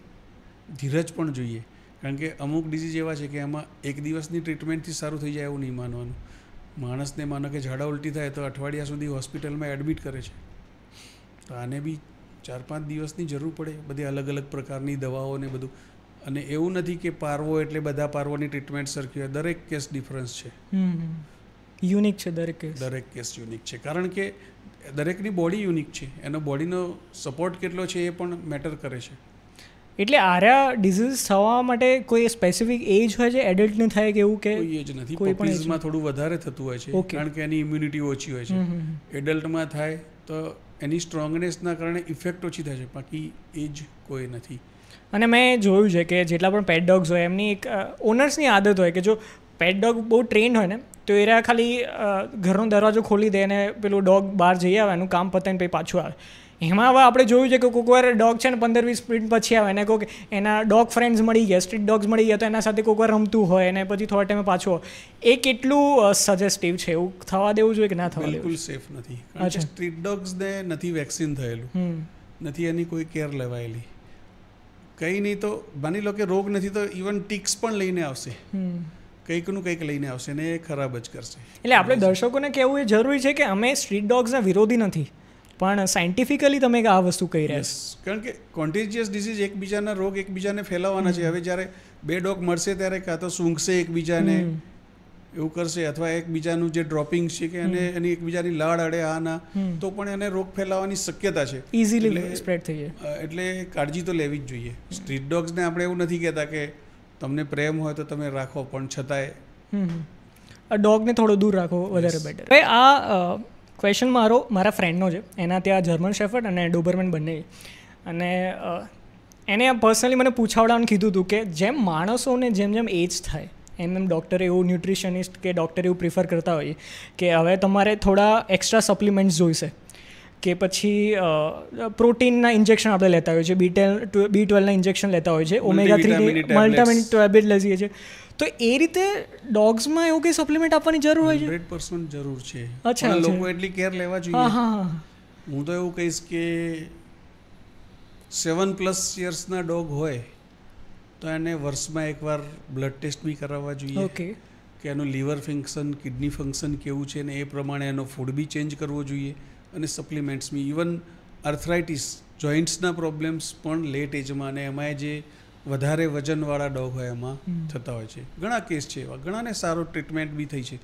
ઇવન થાઇરોઇડ બી પોઝિટિવ આવે, ડાયાબિટીસ આવે, એટલે ઘણું બધું આવતું હોય છે. એટલે એ વસ્તુ આવે જ છે ને કાળજી લેવી જોઈએ જો ઇન્ટરેસ્ટ હોય તો. એટલે યુઝ્યુઅલી માણસોમાં આપણે જોવા જઈએ તો જેટલા પણ વેજીટેરિયન્સ છે એમને તો B12ની કમી તો બહુ આવતી હોય છે. ડોગ્સમાં એવું કંઈ સ્પેસિફિક છે કે આની તો યુઝ્યુઅલી આવતી જ હોય છે કમી? એવું સ્પેસિફિક કંઈ નથી. ઓકે, જુદું જુદું છે, સ્પીસીસના હિસાબથી હોય છે આ વસ્તુ? બધી સ્પીસીસ અલગ અલગ છે, દરેકનું બોડી વેઇટ અલગ છે, બોડી સાઇઝ અલગ છે, પણ જનરલી એ નહીં તો કંઈ નહીં, એટલીસ્ટ એનું liver function, kidney function test કરાવે, એના જોઇન્ટ્સની કેર માટે થોડુંક આફ્ટર ધ એજ ઓફ 7. હા, 7 to 8, રાઈટ. હવે આપણે ટ્રેનિંગની વાત કરી. આપણે જોયું છે ઘણા બધા ન્યૂઝ ચેનલોમાં આવતું હોય છે, અને સારું પણ છે આ વસ્તુ કે પોલીસના ડોગ્સ હોય, લેબ્રાડોર્સ આપણે જોયા, જર્મન શેફર્ડ જોયા, અગેન મિલિટરીના પણ આપણે જર્મન શેફર્ડ જોયા છે, અને એમને બોમ્બ સ્ક્વોડ હોય એમાં યુઝ કરતા હોય છે. તો આખી જિંદગી એરિયા આટલી કડક એમને ટ્રેનિંગ આપવામાં આવી છે, એ એમનું આખું જીવન કહેવાય ને કે બલિદાન આપે છે, અને પછી શહીદ થઈ જાય છે. તો જે ડોગ ઓન ડ્યુટી શહીદ થયા કે મૃત્યુ પામ્યા એમને તો વાંધો નથી, પણ જે ડોગ ના થાય, જે એમને પૂરી ફરજ એમને નિભાવી, અને એમની કંઈક સર્ટેન એજ હશે કે આ 9 વર્ષ કે 10 વર્ષ સુધી આ ડ્યુટી કરશે, અને પછી એને રિટાયર્ડ કરવામાં આવે, તો આટલી સ્ટ્રિક્ટ ટ્રેનિંગ મળેલું ડોગ હોય એને રિટાયર્ડ કરવામાં આવે, તો આપણે એવા કેસીસ સાંભળેલા છે. મતલબ મેં અમેરિકન એવા કેસીસ સાંભળ્યા કે એ લોકો એટલા ડોગને એટલો ટ્રેન કરે છે, એટલો એગ્રેસિવ થઈ જાય છે કે પછી એ ડોગને એ લોકો કિલ કરી નાખે છે. એવા સાંભળ્યા છે. હવે ફેક છે કે અસલી છે આઈ ડોન્ટ નો. ઇન્ડિયામાં નથી. Okay, even you are right કે જે ડોગ સ્ક્વોડના ડોગ્સ છે ને, કે માઉન્ટેડના હોર્સીસ છે, એ લોકો સરકારના એક કર્મચારી જ છે. સાચી વાત. એમની હિસ્ટ્રી સીટ હોય છે, એમનો પગાર હોતો હશે. પગાર નહીં, હિસ્ટ્રી સીટ હોય છે. ઓકે. અને એ લોકોને રાશન વાસન બધું એના નિયત ફોર્મેટ પ્રમાણે મળતું જ હોય છે બધું. અને જનરલી કેવું છે કે આપણે અહીં તો ગાંધીનગર જિલ્લાની પર્ટિક્યુલરલી વાત કરું તો કે આપણે આ મિનિસ્ટરોને એ બધા આવે તો ખાલી એના ચેકિંગ માટે જતા હોય છે. આર્મીના ડોગ માટેનું અલગ ટ્રેનિંગ સેન્ટર છે ટેકનપુરમાં, અને ત્યાં ટ્રેન થતા હોય છે. એટલે આર્મીના ડોગનું લેટ એજમાં શું થાય છે મને આઈડિયા નથી, પણ જે પોલીસ ડોગ છે એ લોકોને કેવું રિટાયર કરે પછી હાફ રેશન પર રાખતા હોય છે.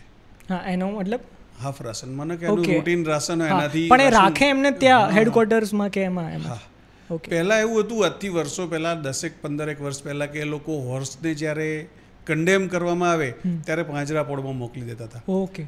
પણ એ કન્ડેમનેશન કમિટીમાં પણ હું 1-2 વાર ગયેલો તો મેં એવું ઇન્સિસ્ટ કરેલું કે ભાઈ બેટર છે કે તમારી પાસે જગ્યા છે, બીજા જાનવરો, બીજા ઘોડા માટે ઘાસ આવે છે, દાળ ચણા આવે છે, બધું આવે છે, તો એને શા માટે અહીં ના રાખવા? કારણ કે ત્યાં પાંજરાપોળની અંદર 5-6 હજાર પશુઓ હોય, એમાં એની કેર ના લેવાય, અને એણે આટલી સેવા કરી જ છે તો એટલે લગભગ અત્યારે મારો ખ્યાલ છે ત્યાં સુધી કન્ડેમ્ડ હોર્સને પણ હેડક્વાર્ટર પર જ રાખવામાં આવતા હોય છે. એનું રાશન થોડું ઓછું કરવામાં આવતું કારણ કે વર્કિંગ નથી. એટલે અંકલ, મારી એજની જે જનરેશન હશે ને એમને પાંજરાપોળનો અર્થ નહીં ખબર હોય, તો એ તમે ખાલી સાદી ભાષામાં સમજાવી દો. પાંજરાપોળ એટલે જે બિન ઉપજાઉ પ્રાણીઓ છે. ઓકે. દાખલા તરીકે પહેલાંના જમાનામાં કેવું હતું કે મેલ્સ નર જે હતા એ ગાયોના નર હતા એ તો જાણે બળદ કરીને ખેતી કામમાં ઉપયોગી લેવામાં આવતા હતા. પણ ભેંસોના જે નર હતા પાડા તો એ રાખવાના હતા. પશુપાલકને પોસાય બી નહીં. તો એવી સંસ્થાઓ છે કે જે સખાવતી સંસ્થાઓ કે જે જૈન લોકોએ પહેલાંથી સ્થાપેલી શરૂઆતમાં, હવે બધા કરે છે પણ એ લોકોએ, અને agriculture produce market committee, market yard હોય કે એ લોકો એમાં ડોનેશન આપે ને એવા પ્રાણીઓને ત્યાં રાખતા હોય છે. એટલે એ ડાભલા પાંજરાપોળ છે એમાં કદાચ 6000 કરતાં વધુ જાનવરો છે અને બહુ સારી પાંજરાપોળ છે. ઓકે. એટલે પાંજરાપોળ એટલે એવી જગ્યા કે જેમ કે ગાયોમાં પણ એવું હોતું હશે ને કે ગાય એકવાર ઘરડી થઈ ગઈ પછી એ જો દૂધ ના આપી શકે તો એને પણ મોકલી દેતા હશે ને? ગાયોને કે ભેંસોને મોકલતા નથી હોતા, પણ ઘણીવાર કેવું થાય કે ઘણા એવા કોઈ એક્સિડન્ટ થયો, ફ્રેક્ચર થયું કે એની સંભાળ પશુપાલક પોતે, હવે તો સગવડ થઈ ગઈ, આજથી ઘણા વર્ષો પહેલાં ગ્રામ્ય વિસ્તારોમાં ડૉક્ટરો પણ નહોતા અને એવું હતું, એટલે એ વખતે પાંજરાપોળમાં મોકલતા અને પાંજરાપોળમાં થાય એટલી સેવા કરતા હતા અને સેવા થાય છે, સારી થાય છે. આપણે સ્ટ્રીટ ડોગ્સની વાત કરી. હવે આપણે જોયું છે કે સ્ટ્રીટ ડોગ્સનો જેમ જેમ ત્રાસ વધતો હોય એમ પછી લોકો કહેવાય ને કે પોલીસને કોન્ટેક્ટ કરે અને ગવર્મેન્ટ એજન્સીસને કોન્ટેક્ટ કરે અને એ લોકો આવે, સ્ટ્રીટ ડોગ્સને પકડી જાય, થોડા ટાઈમ માટે 15 દિવસ માટે પકડી જાય. અને આપણે એવું સાંભળ્યું છે, ખ્યાલ નથી એવું છે કે નહીં, પણ એવું સાંભળ્યું છે કે એ લોકો લઈ જાય અને મેડિકલી એમની રિપ્રોડક્ટિવ કેપેબિલિટી જે હોય, હવે એને ગુજરાતીમાં શું કહેવાય તમે સમજાવજો, એને કંટ્રોલ કરે અને એ લોકોને પાછા મૂકી જાય જેનાથી એ લોકો બચ્ચા પેદા ના કરી શકે. તો આ સાચી વાત છે? 100% સાચી વાત છે. અને એ દરેક જિલ્લામાં society for prevention of cruelty to animal, SPCA, દરેક મ્યુનિસિપાલિટીમાં એની એક બ્રાન્ચ હોય. અને એમાં આ જે સ્ટ્રે ડોગ્સને પકડીને લઈ જતા હોય એને ખસી કરવામાં આવે. રિપ્રોડક્ટિવ કેપેબિલિટી એ કરવી એને ખસીકરણ એવું કહેવાય. એટલે નર હોય તો એના ખસી થાય અને ફિમેલ હોય તો એને બી પણ, માદાને પણ એનું રિપ્રોડક્ટિવ ઓર્ગન્સ રિમૂવ કરવામાં આવે.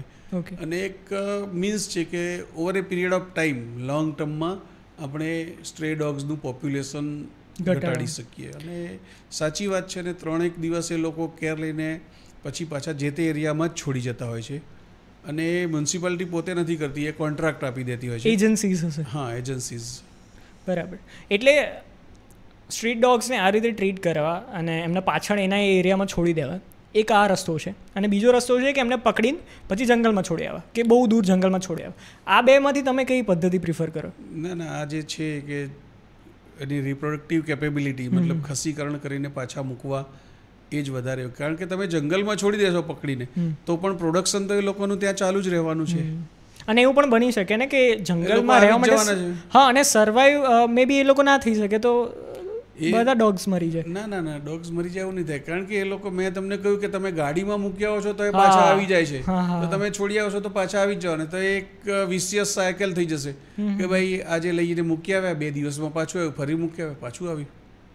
અને જેમ કે ફોરેન કન્ટ્રીઝમાં આપણે જોઈએ કે ત્યાં તો સ્ટ્રીટ ડોગ્સ જ નથી હોતા. ત્યાં તો લો છે કે તમે તમારું ડોગ જો બહાર ફરતું મૂકી દીધું અને 1 દિવસથી વધારે થઈ ગયું તો તમને કન્ડેમ થઈ જાય કોર્ટમાં. સો એ કેટલું બરાબર છે કે સ્ટ્રીટ ડોગ્સ હોય જ નહીં દેશમાં, આમ ખુલ્લા ફરતા ના હોય, ડોગ્સ હોય તો ઘરે હોય બધાને? સાચી વાત છે. એ વધારે બેટર છે, વધારે યોગ્ય છે. એટલે આપણો નેક્સ્ટ ક્વેશ્ચન એવો હતો, મેં તમારું બાયોડેટા વાંચ્યું હતું ને એમાં ક્લિનિકલ રિપોર્ટ્સ વિશે તમે કંઈક કીધું કે તમારે 3 ક્લિનિકલ રિપોર્ટ્સ થયેલા છે મારા 3. એક મેં જે તણસનો કહ્યો ને, પગનો ઝટકો વાગે, એનો એક રિપોર્ટ, ક્લિનિકલ કેસ રિપોર્ટ નહીં પણ ક્લિનિકલ કેસ તરીકે પબ્લિશ. એટલે શું હોય છે? એટલે તમે એમને ટ્રીટ કર્યો તો એવું હતું? હા, એને સર્જરી કરીને એને ઠીક કરેલું. એટલે એમાં તમારે પબ્લિશ કરવાનો હોય કે તમે કેવી રીતે કર્યું એવું હોય છે? ના, એટલે ક્લિનિકલ કેસ તરીકે અમે બનાવ્યો હોય, એની બધું એબ્સ્ટ્રેક્ટ આપીએ કે ભાઈ આવું હતું, આટલી ઉંમરનું. ફોટોગ્રાફ્સ લેતા હશો તમે? ફોટોગ્રાફ્સ લઈએ અને એનું ડિસ્ક્રિપ્શન લખે, આટલી ઉંમરનું હતું, એને આ તકલીફ હતી, આ રીતે એને કરવામાં આવ્યું અને પછી બરાબર થઈ ગયું. અને એ નેશનલ જર્નલમાં આપણે મોકલીએ અને એ લોકો એક્સેપ્ટ કરે તો, બધાના એક્સેપ્ટ થયો નથી પણ થયેલો છે, અને એક પબ્લિશ થયેલો, એક એ થયેલો. એક હતો એક પર્શિયન કેટમાં અમે મેલમાં ટોમને ન્યુટર કરેલો. ઓકે, એનો કેસ થયો. એટલે શું થાય એનો અર્થ? ન્યુટર તમે શું કીધું? ન્યુટર એટલે આપણે ખસી કરી. ઓકે. કારણ કે આમાં કેવું છે કે આ બધા એનિમલ, માની લો કે કોઈના ઘરે ફિમેલ ડોગ છે, હા, હવે એને બચ્ચા, એ પ્રોફેશનલ માણસ નથી, એને બચ્ચા નથી લેવા, પણ ઘણીવાર અનવોન્ટેડ મેટિંગ થઈ જતા હોય. માનો કે બહાર યુરિન કરવા કે પોટી કરવા લઈ ગયા અને મેલ સાથે મેટિંગ થઈ ગયું, તો પપીઝ આવે, નોન ડિસ્ક્રિપ્ટ બ્રીડ આવે. હવે પપીઝને કોઈ લે નહીં, બ્રીડ વગરના હોય એટલે લે નહીં, અને પછી એને સાચવવાના અઘરા થઈ જાય. એ સિવાય બી બીજા, માનો કે ફિમેલ ડોગ હોય તો ઘરમાં બ્લડના ડ્રોપ્સ ને એ બધું પડે, એ બધાના કારણે બી થોડું તો એને, અને આઈડિયલી જો પ્રોફેશનલ ઇન્ટરેસ્ટ ના હોય તો ન્યુટર કરી જ દેવા જોઈએ. એટલે અમારો નેક્સ્ટ ક્વેશ્ચન એ હતો કે જો ડોગ્સ આપણે વસાવવું હોય ઘરે, વસાવવું તો નહીં પણ ડોગ લાવવું હોય આપણે ઘરે, સો એમાં તમે શું પ્રિફર કરો? મેલ ડોગ બેટર છે, ઇઝી ટુ ટેક કેર છે, કે female dog easy to take care છે? એડવાઇઝેબલી જો ઘરમાં પ્રોફેશનલ ઇન્ટરેસ્ટ ના હોય તો મેલ વધુ પ્રેફરેબલ છે. ઓકે, પણ એવું જરૂરી નથી. પણ અને ઓવરઓલ 80% લોકો મેલ જ પ્રિફર કરતા હોય છે. કારણ કે થોડાક કેવું છે કે ફિમેલ ડોગ છે એની હીટ પીરિયડ છે 15 થી 22-25 દિવસ સુધી ચાલતો હોય છે. એ દરમિયાનમાં ઘરમાં જોકે બ્લડના ડ્રોપ્સ પડે, ચાટી જતા હોય છે, પણ છતાં એ થોડુંક ફેમિલી સાથે રહેતા હોઈએ ત્યારે લોકોને અજુગતું લાગતું હોય છે. નંબર 1. નંબર 2 કે ફિમેલમાં એ હીટમાં હોય ત્યારે she will find a company of male અને એને મેટિંગ થઈ જવાના ચાન્સ થાય, અનવોન્ટેડ મેટિંગ થાય, તો પછી એના પાછળના બધા પ્રશ્નો. અરે કદાચ મારા એક કસ્ટમર એવા હતા, એ બેનને પાસે સિજ્જુ હતું, તો મને કહે કે મારે બચ્ચા લેવા. મેં કીધું મેડમ ઇઝી વસ્તુ નથી આ. જ્યારે એનો પ્રેગ્નન્સી પીરિયડ અને પ્રેગ્નન્સી પછીના 2 મહિના એટલે ટોટલ 4 મહિનાને એક સાથે એવરેજ 5 બચ્ચા આવે. મેં 16 બચ્ચા સુધી બી જોયેલા છે. એક બી જોયેલું છે ને 16 બી જોયેલા છે. કઈ બ્રીડમાં તમે જોયું હતું? 16 ગ્રેટ ડેન. ઓકે. હવે 5 બચ્ચા આવે એટલે 5ની એક બાળકની કાળજી લેવી મુશ્કેલ છે, તો 5 બાળકો, એટલે એકવાર એમને લીધા પછી એમણે નક્કી કર્યું કે હવે મારે કોઈ દિવસ નથી લેવા. એટલા માટે લોકો મેલ પસંદ કરે ને કરવો જોઈએ. ઓકે, તમને પ્રોફેશનલ ઇન્ટરેસ્ટ છે તો ફિમેલ પસંદ કરો, એ વસ્તુ બરાબર છે. હવે આપણે જોઈએ છે કે માણસોમાં તો એવું હોય છે કે બાયોલોજિકલી ફિમેલ્સ જે છે એ ડિઝીઝથી વધારે પ્રોન હોય છે, એમને જેનેટિક એરિયામાં ડિઝીઝ વધારે થતી હોય, રિપ્રોડક્ટિવ ડિઝીઝ વધારે થતી હોય છે. ડોગ ફિમેલ્સમાં પણ એવું હોય છે? લગભગ. કારણ કે કેવું છે કે યુટ્રસમાં પાયોમેટ્રા થવાના, એન્ડોમેટ્રાઇટિસ થવાના મેક્ઝિમમ ચાન્સીસ છે. અને જનરલી લેટ એજમાં અમારી પાસે ઘણા એવા ફિમેલ ડોગ્સ આવે છે કે એને મેટિંગ ના લીધા હોય પણ છતાં એને પાયોમેટ્રા થયો હોય, અને પછી તો કેવું એ લોકો સિમ્ટમ દેખાતા નથી. મેં એક ડોગમાંથી યુટ્રસમાં 5 લીટર પસ સાથેનું યુટ્રસ બહાર કાઢેલું છે. 5 લીટર? એના ફોટાસ બી કદાચ મારી પાસે પડ્યા હશે, પણ એ થતા હોય છે. સાચી વાત છે. ઓકે. એટલે બેઝિકલી જો તમારો બિઝનેસ એક હેતુ ના હોય તો મેલ ડોગ ઇઝ પ્રિફરેબલ. રાઈટ. બીજો એક ક્વેશ્ચન મારા ફ્રેન્ડ તરફથી છે. હમણાં થોડા વર્ષો પહેલાં એના ઘર આગળ જ એક ગલુડિયું હતું અને એ ગાડીના નીચે આવી ગયું, તો એનો પગ વાગી ગયો, થોડું લોહી નીકળતું હોય. તો ત્યારથી એના મગજમાં સવાલ હતો અને એને મને પૂછવાનું કીધું છે. એને એમ કીધું કે જે માણસોની એક ફર્સ્ટ એડ કિટ હોય છે, જેમાં આપણે ધ્યાન રાખીએ કે જે 5-7 વસ્તુઓ છે જે કે ઇન્ટરનેશનલ નોર્મ્સના હિસાબથી પણ એમને લિસ્ટ મોકલાયેલું છે કે આટલી વસ્તુ તમે રાખો તો સારું, બેઝિક એક એડ તમે પ્રોવાઈડ કરી શકો. તો એવી ઘણી બધી એવી એનજીઓઝ હોય, એવી ઘણી બધી એજન્સીસ હોય કે જે એવા ડોગને ટ્રીટ કરે કે જેને આવા એક્સિડન્ટ થયા હોય, પણ આપણે એમને કોલ કરીએ તે પહેલાં, જો તમે પશુપ્રેમી હોય અને તમે ખાલી સેવાના ભાવથી રાખવા માગતા હોય, તો તમે તમારા ઘરે કોઈ ડોગ એડ કિટ રાખવા માગતા હોય તો એ ડોગ એડ કિટમાં કઈ કઈ વસ્તુઓ હોવી જોઈએ? નોર્મલી એક્સિડેન્ટલ કેસીસમાં કેવું હોય, ટ્રોમા થયો હોય, ઇન્જુરી થઈ હોય, બ્લીડિંગ થતું હોય, એટલે જનરલી સૌથી પહેલી જરૂરિયાત શેની પડે? એ વોન્ડને સાફ કરવાની. તો એમાં હાઇડ્રોજન પેરોક્સાઇડ આવે. ઓકે. ટિંચર આયોડિન તો હવે થોડું ઇરિટન્ટ છે એટલે બીટાડીન આવે. એટલે આ બધી વસ્તુઓ ક્લિનિક્સમાં મળી જતી હોય છે? ક્લિનિક્સમાં બી મળે ને મેડિકલ સ્ટોરમાં મળી જાય. ઓકે, ઇઝીલી અવેલેબલ છે. ઓકે.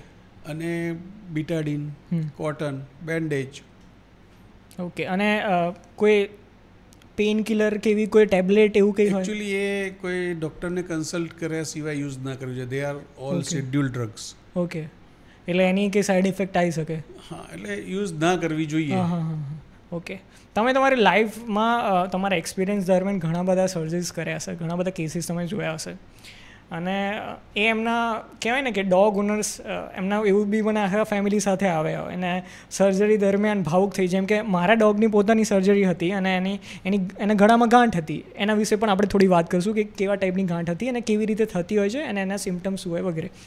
પણ એવી કોઈ મોટી સર્જરી હોય અને આખું ફેમિલી આવ્યું, એક ડોગ ઓનર આવ્યો હોય અને બહુ ભાવુક થઈ ગયો હોય કે પછી ડોગની મૃત્યુ થઈ હોય અને એ બહુ ભાવુક થઈ ગયો હોય કે એમનાથી રહેવાતું નહીં, એવો કોઈ કેસ તમારા સામે આવેલો? ઘણા કેસ આવેલા છે. એમાંથી એક કેસ હતો કે સર્જરી નહીં પણ રાત્રે 12 વાગે હું સૂતો હતો અને ફોન આવ્યો. જાણીતા ડોગ ઓનર હતા, રેગ્યુલર કસ્ટમર હતા, અને મને કહે સાહેબ તમે આવી જાઓ તાત્કાલિક. મેં એમને કહ્યું કે ભાઈ જો હું અત્યારે નાઇટ ડ્રેસ પહેરીને સૂતો છું, કપડાં બદલીને આવું, ગાડી લઈને ત્યાં આવું, એના કરતાં તમે વધારે જલ્દી આવી શકશો. તમારી પાસે વાહન છે તો એ વાહન લઈને ડોગને લઈને મારા ઘરે આવ્યા. લગભગ રાત્રે 12:30 થયા હશે. હવે મારા સેક્ટરમાં એન્ટર થયા એ પહેલાં ડોગે દેહ છોડી દીધેલો. મારા ઘરે આવ્યા એટલે મેં તરત હું જાગી ગયો હતો, એટલે પછી બહાર ઊભો હતો, ગાડીમાં જ જોયું કે he was no more. Okay. I told him. તો ઘરના 5 મેમ્બરો હતા. રાત્રે 12:30 વાગે ગાડીમાં જ ડેડ બોડી હતી ડોગની, અને ઘરના બધા જ માણસો એના ઉપર માથું મૂકીને એટલા જોશથી રડતા હતા કે બીજા દિવસે આજુબાજુવાળા મને પૂછવા આવ્યા હતા કે રાત્રે શું થયું હતું તમારા ઘરે. અરે એટલે ડોગને શું થયું હતું, તમે શું કીધું? એ સડન ડેથ જ હતું એનું. ઓકે. એને કોઈ રોગ કે એવું કંઈ નહોતું, કોઈ એક્સિડન્ટ નહીં, કંઈ નહીં. તો એજિંગના કારણે હતું? એજિંગ બી, અને જે રીતે હ્યુમનને બી એટેક્સ આવે એવા આ લોકોને બી એટેક્સ આવતા હોય છે, હાર્ટ એટેક્સ આવે. જેટલા પણ નવા ડોગ ઓનર્સ બનવાના છે ફ્યુચરમાં, અને જેટલા પણ ડોગ્સ ઓનર અત્યારે હાલ હયાત છે, એ લોકો માટે તમારો કોઈ સ્પેસિફિક મેસેજ, અને તમે છેલ્લે કોઈ મિથ ક્લિયર કરવા માગતા હોય, આપણે એની વાત કરશું. પણ એના પહેલાં કે મારા ડોગની જે સર્જરી કરી એ સર્જરી વિશે તમે થોડું કહેવા માગશો કે કેવા ટાઈપની ગાંઠ હતી, શું હતું? Actually it was a બિનાઇન tumour, અને કોઈ પણ જગ્યાએ કોઈ પણ વખતે એકચ્યુઅલી મને પહેલાં બિનાઇન ટ્યુમર જેવું લાગ્યું. ઓકે. પછી જ્યારે આપણે એને ઓપન કરીને આપણે સોનોગ્રાફી કે કંઈ કર્યું જ નહોતું, કે એ જગ્યા એવી હતી કે બીજી કોઈ ચિંતા નહોતી, એટલે આપણે સર્જરી કરી તો ઇટ વોઝ એ એબ્સેસ. એટલે પહેલાં તમે એ સમજો છો કે બિનાઇન ટ્યુમર હોય છે સાદી ભાષામાં? બિનાઇન ટ્યુમર એટલે એક એવી કેન્સરની ગાંઠ કે જ્યાં બીજે ફેલાતી નથી. ઓકે. રાઈટ. ઓકે. પણ to my surprise it was a pus filled એબ્સેસ. મેં જ્યારે ઓપન કર્યું ત્યાં સુધી બી બની, પણ એને બહાર કાઢ્યા પછી જ્યારે આપણે કટ લીધો તો તરત જ પસ નીકળેલું અંદરથી. કદાચ વિડીયો બી તમારી પાસે હશે. એટલે ઇટ વોઝ કેલ્સિફાઈડ પસ. એટલે લોંગ ટાઈમ, લગભગ મહિના ઉપરનો ટાઈમ હશે, પણ વાળના કારણે તમારા બી ધ્યાનમાં આવ્યું નહોતું. અને એ એવું હતું કે મને એવું લાગે છે, મારું એવું એઝમ્પશન છે, આઈ એમ નોટ શ્યોર, કે પણ કંઈક વાગ્યું હશે અને ત્યાં પસ થઈ ગયું. પછી આપણી બોડી જે ડોગની બોડી છે એની મિકેનિઝમથી એને કંટ્રોલ તો કર્યું, પણ ત્યાં એ પસ હતું એ કેલ્સિફાય થઈ ગયું, મતલબ જાડું થઈ ગયું, અને પછી એટલી સંખ્યા ઘન થઈ ગયું તે એટલા એરિયામાં. અને આ શાના કારણે થતું, એટલે કંઈ વાગવાના કારણે ઇન્જરી થઈ હોય તો જ થયેલું હોય. ઓકે. અને આનો ક્યોર કોઈ મેડિસિન કે એવું હોય છે કે નાનું હોય ત્યાં સુધી મેડિસિનથી ક્યોર થાય કે એવું કંઈ હોય? આમાં કેવું છે કે સાવ નાનું હોય, અને આ જે હાર્ડ પસ હતું એવું જો ખાલી સિમ્પલ પસ હોય તો એમાં મેડિસિન નહીં, પણ નાનો ચીરો મૂકીને એને રિમૂવ તો કરવું જ પડે, કારણ કે પસ છે એની અંદર ઓલરેડી ઇન્ફેક્શન છે. હવે ઇન્ફેક્શનને તમે રિમૂવ કરીને ટ્રીટમેન્ટ કરો તો ઇઝીલી ક્યોર થશે. ઇન્ફેક્શનને એમ રાખીને તમે મેડિસિન્સ આપશો તો એટલું જલ્દી ક્યોર નહીં થાય.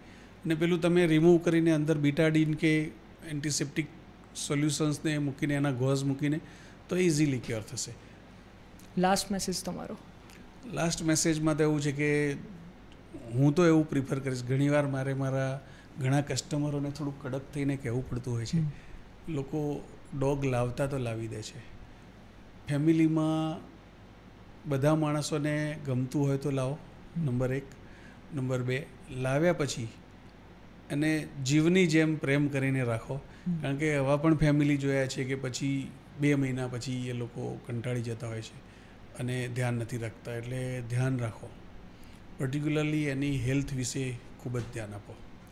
કોઈ એવી વાત છે કે જે આપણે કરવાની રહી ગઈ હોય અને તમારે મેસેજ કે એવું કે કોઈ વાત હોય કન્વે કરવી હોય કે કોઈ? લગભગ આપણે ઘણી બધી વાત થઈ, કઈ મને તો એવો આઈડિયા નથી રહેતો. બરાબર છે. તો મનોમંથનના જ્ઞાન મંચમાં વાત કરવા બદલ અને તમારી એક્સપિરિયન્સ શેર કરવા બદલ, વાતો કરવા બદલ ખૂબ ખૂબ આભાર. Thank you. સંજય સર સાથે વાત કરીને ખૂબ જ મજા આવી મિત્રો.